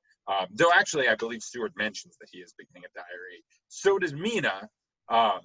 But how do we cut things off just when the story ends? So for Mina's diary, what we're doing is we're ripping the book in half. So the artifact that you have will be the torn remains of half of a journal that sort of cuts off, as though the other half of Mina's diary has been lost. You'll see the sort of the tape of the spine like sort of trailing off, and there'll be missing signatures in the journal. But I'm not going to include any missing entries in between, because I don't want to have to write whole entries for Mina. And you know, I mean, that would be impending far too much on Bram Stoker's world. If Bram Stoker was still alive, I would invite him to write new entries to be included in this new edition of Dracula. So I think in our universe, in the Dracula the Evidence universe, these are all the entries of this time period of Mina's diary. Unless we were to say there was a missing signature in there. But yeah, well, so I'm trying to decide whether there should be some entries that are not in shorthand. But it also makes sense that if she has gone periods of time without, like, if all the time that we don't have, then that makes sense that's because she wasn't writing. But that would also mean that she's probably writing this in shorthand. Right. It's clear that this entry is in shorthand, or at least the upcoming text is in shorthand. So she says, might be good for me to freshen up and practice. Yeah. I mean, what you could do is even start this entry in longhand and then have her switch to shorthand after she says, I should practice my shorthand. But it's an interesting question, which I'm a bit undecided on. And now that we've finished Jonathan's journal, we're really turning our attention to Mina's, and this is one of the things we have to figure out.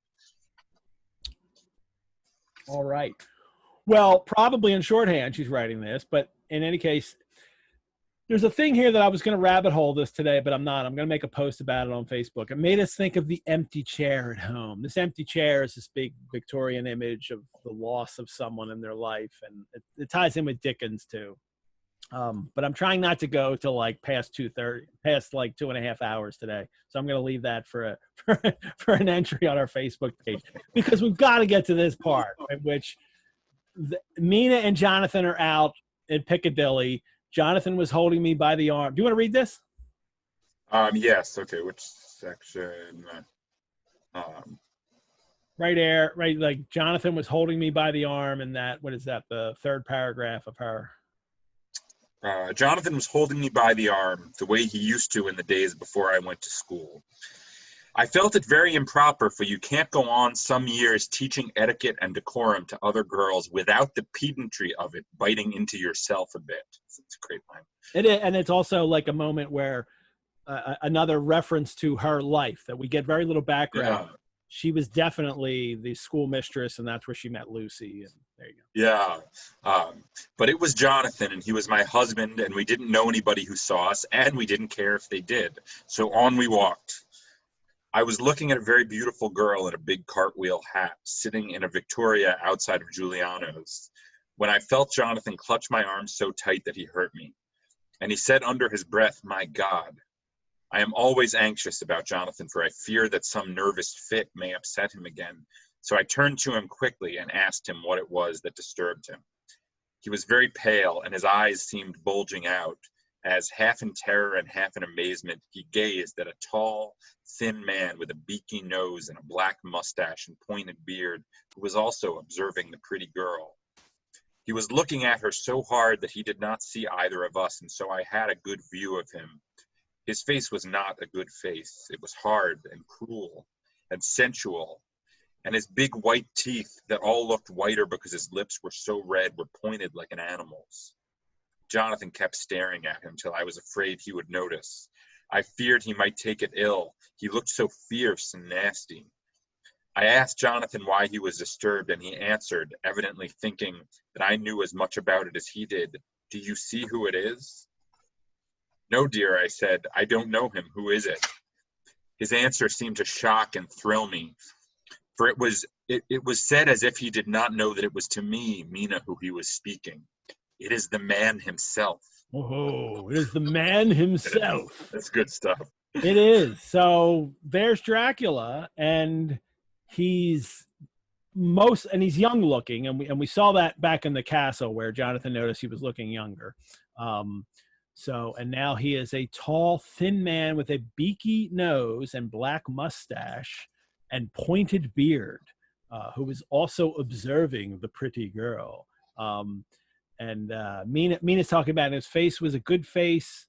It's not a good face. I'm sorry. Yeah. Hard and cruel and sensual. But it sounds kind of sexy, though. It's a funny description. It's like he's got a bad face. It's very hard and cruel and sensual. Like, big white teeth and his red lips pointed like an animal's. His teeth were. I mean, yeah, it's, it is, and he's animal-like and sensual. It's it's a shame he didn't call him voluptuous, or his lips were. Yeah, well, this is closer to the version of Dracula that we see in a lot of the adaptations. Yeah.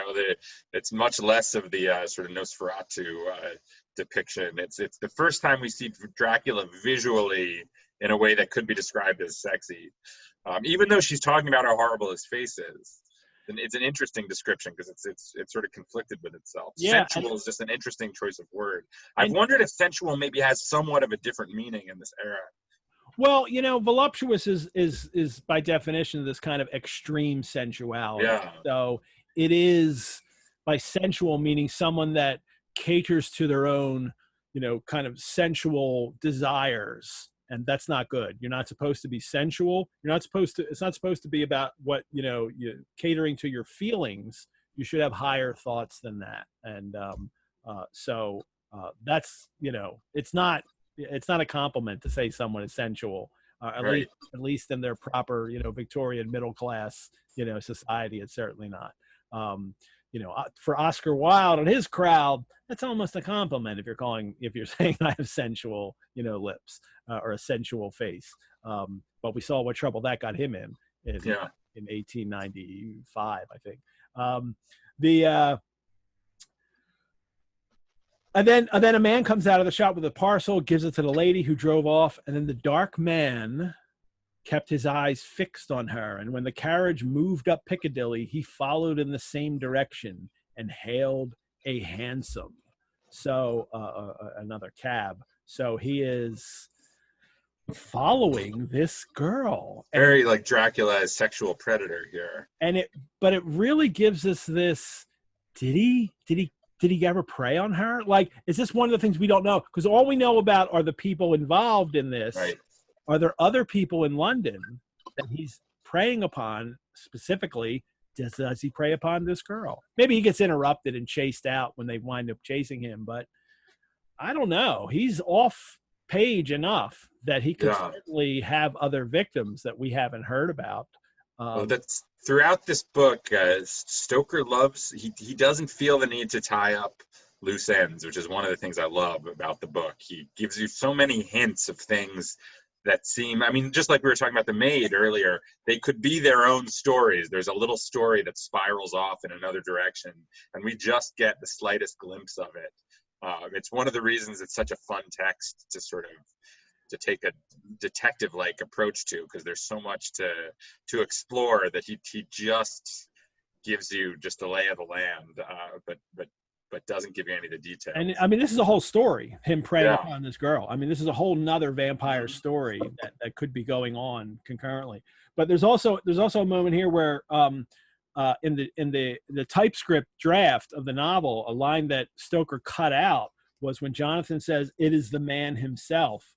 And as you can find this in the drafts of Dracula, he also said, "It is the man of the Munich dead house." And if you've read Dracula's Guest, you know that's where, he sees Dracula in that story. So, but Stoker, knowing that I've cut that part of this novel out, I have to cut that line out or that'll confuse people. It would have been better if he left it in and if he left it in and Dracula's Guest was never published, it would be so weird to be like debating that all the time. And this incident causes Jonathan to, have some kind of brief amnesia. He says, "I believe it is the Count, but he has grown young. My God, if this be so. Oh, my God, if I only knew, if I only knew." And then he falls asleep. and then wakes up. Have I been asleep? Oh, do forgive me for being so rude. Come, we'll have a cup of tea somewhere. He had evidently forgotten all about the dark stranger, and Mina's concerned, as she should be. Jonathan has just had some incident here, and he's forgotten about it moments later. But right away, she recognizes that, oh, do I have to read his diary? That is the sacred trust that we have. But the sacred trust is that not that she'll never read it, but that she will only read it if necessary. And then if she needs to do it, she might need to do it. And then this I find to be really not a missed opportunity, but Stoker has spent so much time not so much time, but enough time in this novel in developing this great relationship between Lucy and Mina, and how they're so close and they're such great friends, and they're so intimate with each other. And then we get the tiniest brief mention that later, Mina finds out about Lucy's death, and from a telegram from Van Helsing, that is only, you will be grieved to hear that Mrs. Westenra died 5 days ago, and that Lucy died the day before yesterday. They were both buried today. Obviously he didn't know, he knows it's her only because he's read, Van Helsing knows that Mina is really close to Lucy because he's read their correspondence, or at least the letters to Lucy, and Lucy's, maybe diary entries that mention Mina. That's cold. That's a cold way to hear it. By the way, Lucy also died, is what he gets to at the end of that sentence. And Mina's only words is, what a wealth of sorrow in a few words. Poor Mrs. Westenra, poor Lucy, gone, never to return to us. And poor Arthur, to have lost such sweetness out of his life. God help us all bear our troubles. None of this rings true to me. All this rings like a really rush, Mina has to find out that Lucy's died. Right. And I don't feel like writing 5 paragraphs of Mina, lamenting the loss of her friend, but it should be there. And she's her best friend, and it's so brief and sudden, and just oh no, so sad at the end. And then she mentions Arthur right away. Are you kidding me? That is certainly not what a character would do, what a person would do in real life. And if I'm to believe that this character does that, then maybe I'm also supposed to believe that this character doesn't want to write this stuff in her diary, that this is so personal that she's not even writing it. But right. I don't know. None of that stuff works for me. I think this is a real missed opportunity. Lucy's her only confidant. She's the only person she can really talk to about stuff. And now all of a sudden she's dead. It's it does seem, it's a very odd way to address that. It does seem like something where Stoker was like, all right, well, I have to stitch these pieces of information together, so I need to fill in something here. There needs to be more there, and it's undeveloped, and oh well. So it's the kind of thing that maybe I only notice in that kind of tearing apart this novel after knowing it and reading it so many times. That I focus on, but I think that he's developed a relationship with them to such a point that their intimacy is so strong that there should be some more from Mina about this, at least at the moment that she finds out that she's dead. And it doesn't surprise me that Van Helsing does it so matter-of-factly, because he has just a shit bedside manner. I mean, it's I'm going to cut off her head and take out her heart. He doesn't think about this stuff anyway. So, and Lucy died too. I totally buy the telegram from Van Helsing. That sounds like the telegram Van Helsing would write. It's totally in line with this character. But Mina's reaction seems stranger. All right, now we're back to Seward's diary, 22 September. The funerals have happened. Hawkins for Mina and Jonathan, and Mrs. Westenra and Lucy have been buried, and we get a little Quincy love here. What a fine fellow is Quincy from Seward. He bore himself through it like a moral Viking. A moral Viking is a hilarious America, phrase. like not a Viking, because God, they'll rape a moral Viking. Moral Viking. Yeah.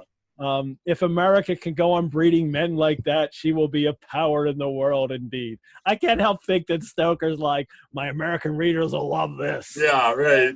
Walt Whitman will think I'm great if I write this line here, So look at that. It's totally the moment in a concert when you go to see a rock. So are they like, in place of any place in a song, they say like the place that they're in? Yeah, right. Philadelphia, and everybody's like, yeah. Well, there's a lot of over-the-top praising of various men in this novel. Well, Quincy here, like, this is, the kind of everybody loves Quincy. Everybody loves Lucy. Everybody loves Quincy. Yeah. Quincy is so attractive to everybody in this novel. And we made fun early on of how like ridiculous his accent is, but he's such a kind of, adventuresome figure to come into all these people. He doesn't speak like they do. And he is, he's been on adventures and talks about them. And Seward's in love with him too. They and then this is where Van Helsing says he has to go back to Amsterdam to make some arrangements which can only be made personally, and he has work to do in London, which may take him some time. This is almost an undeveloped idea, right? Like, what do you mean you have work to do? Like, yeah, well, it's the second time he does this where he's just like, I got something I got to do. I'll be back in a few days. I almost like, here's the, like, if you want to do if you want to write a story about this other girl Dracula was following, well, maybe Van Helsing went and tried to save her. Right. And, while we don't get that story because he doesn't tell anybody, so then they can't put it in their diaries for us to know. Yeah, but it's it's a great little hint of, okay, there's something else going on here we don't know about. I love the lack of information that you have about a lot of things in this book. It gives you a lot to do as a reader. Yeah. So he needs to go off again, and here's the moment where Jonathan winds up talking about the transfusion. But and it's Jonathan talks about that, and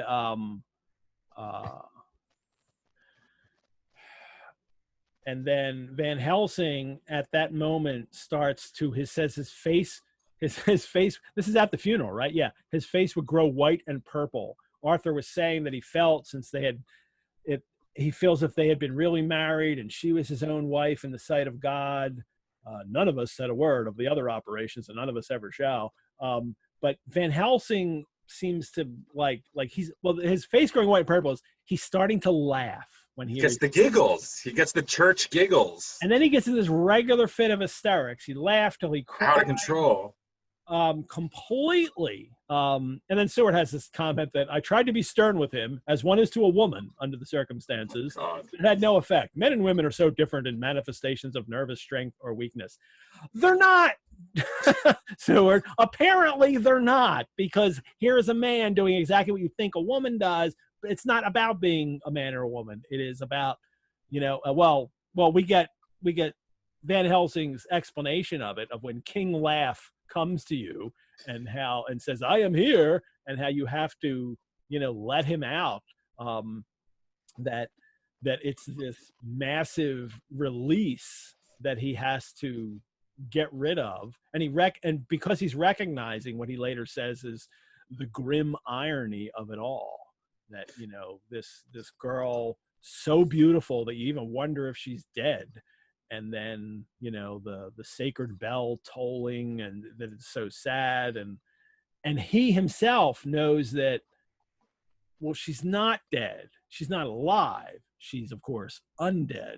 And this becomes this moment that he's out of control, right? Like, yeah, but this is a bizarre passage in so many ways. And it seems to be set off by Arthur saying that he felt like they were truly married because of the blood transfusion. I think he's giggling at the fact that Arthur was cuckolded, basically. Well, he says that's a joke, like, so sweet a maid is a polyandrous, like. Yeah, it's really gross. But then it leads into this, like, bizarre philosophical, like, and this passage is really bizarrely poetical in, like, it takes Van Helsing's, like, weird cadence of speech and accent into this level that feels like Joycean or something, like, the whole second half. Can I just read the second half of this go ahead, read it. King Laugh speech, because it's ghastly and but it's kind of fascinating. So he says, where should I start here? He says, "And yet when he say things that touch my husband heart to the quick, and make my father heart yearn to him as no other man, not even to you, friend John, for we are more level in experiences than father and son. Yet even at such moment, King Laugh, he come to me and shout and bellow in my ear, here I am, till the blood come dance back, and bring some of the sunshine that he carry with him to my cheek. Oh, friend John, it is a strange world, a sad world, a world full of miseries and woes and troubles. And yet when King Laugh come, he make them all dance to the tune he play.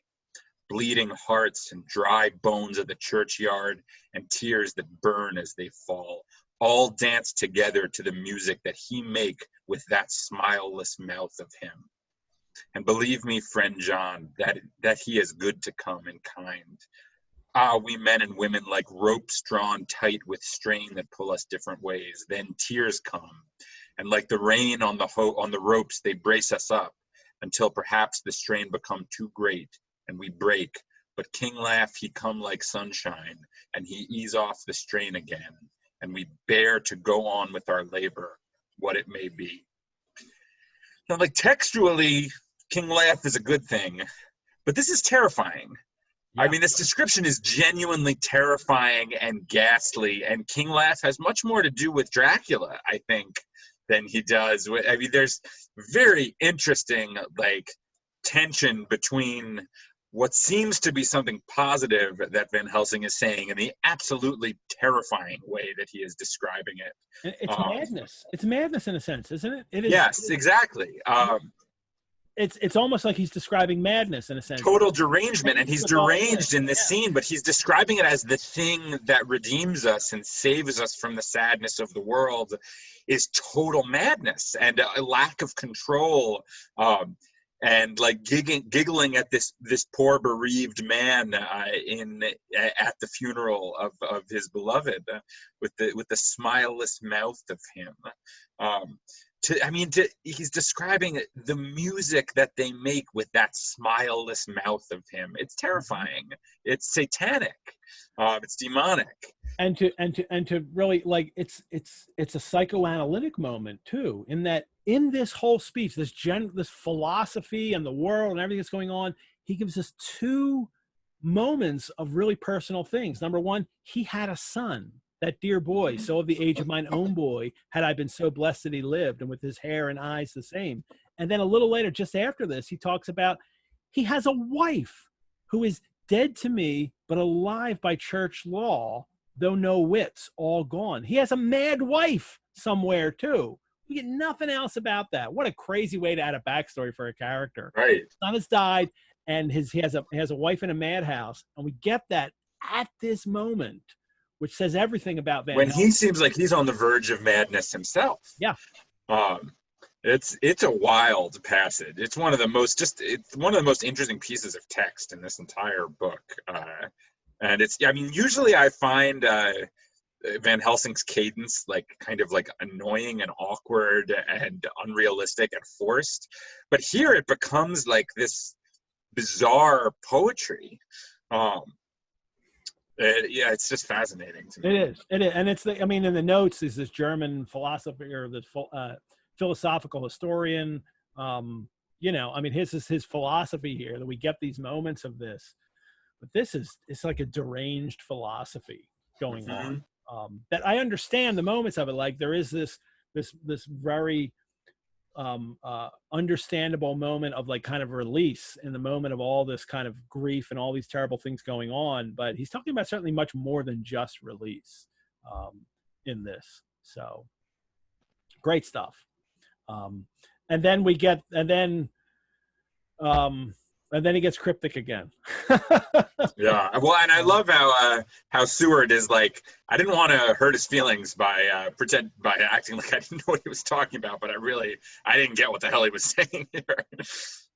And then he tells Seward at the end, because I know, and I think it's because he knows not just all of this thing that's going on while it lasts, but he knows something else is going on here right now. Yeah.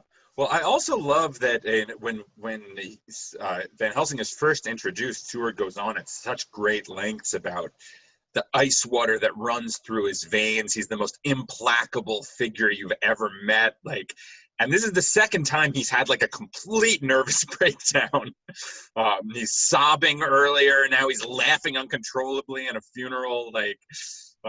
And we've started this chapter, or this diary entry, talking about Quincy being the moral Viking, and perhaps I'm thinking also this kind of perhaps stoic figure who's so strong, and this is what you're supposed to emulate. And he ends this entry with someone completely losing it. And this is the crazy world that Seward is in right now, and it's about to get crazier. And it's so weird that this is out of here. So I can finish this diary, and God only knows if I shall ever begin another. If I do, or if I even open this again, it will be to deal with different people and different themes. For here at the end, where the romance of my life is told, ere I go back to take up the thread of my life work, I say sadly and without hope, fini.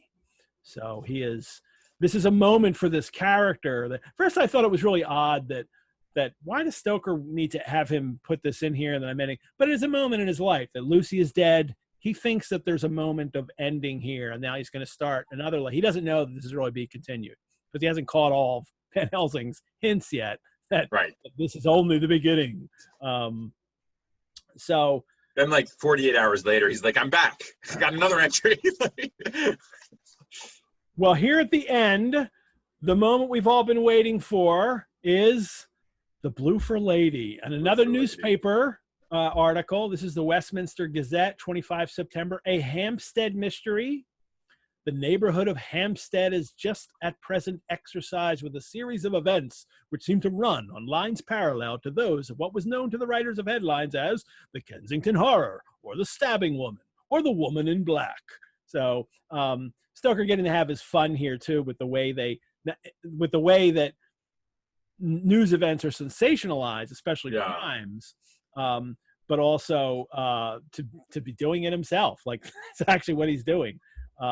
These young children have neglected to return home after playing on the heath. In all cases, the children were too young to give any properly intelligible account of themselves, but the consensus of their excuses is they have been with a Bloofer lady.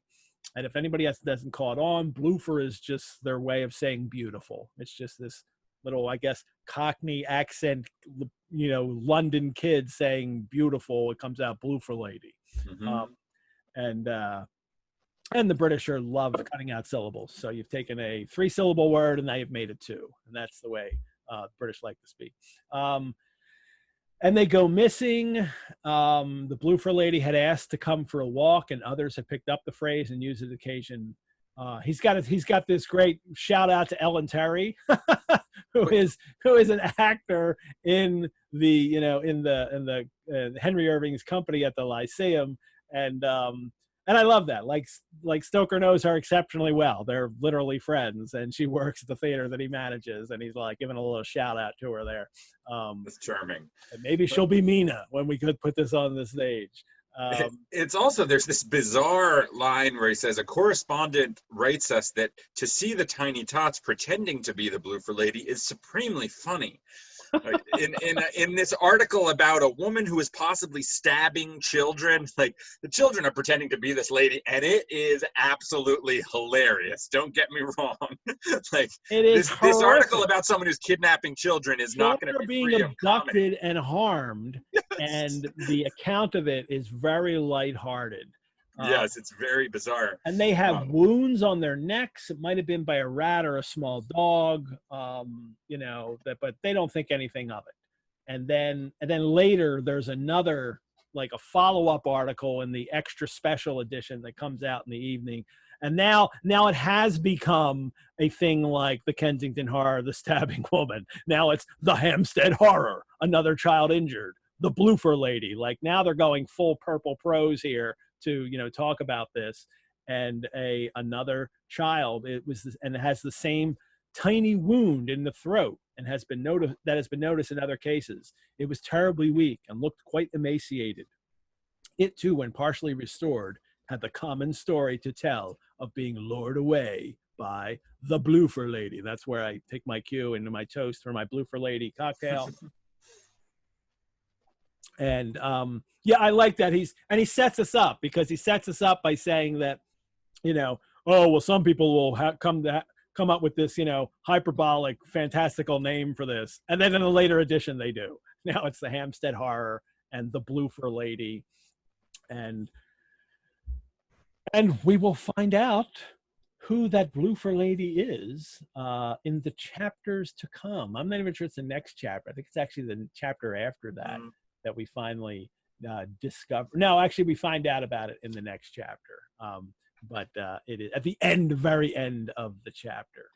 So, anything to close us out with today before I close us out?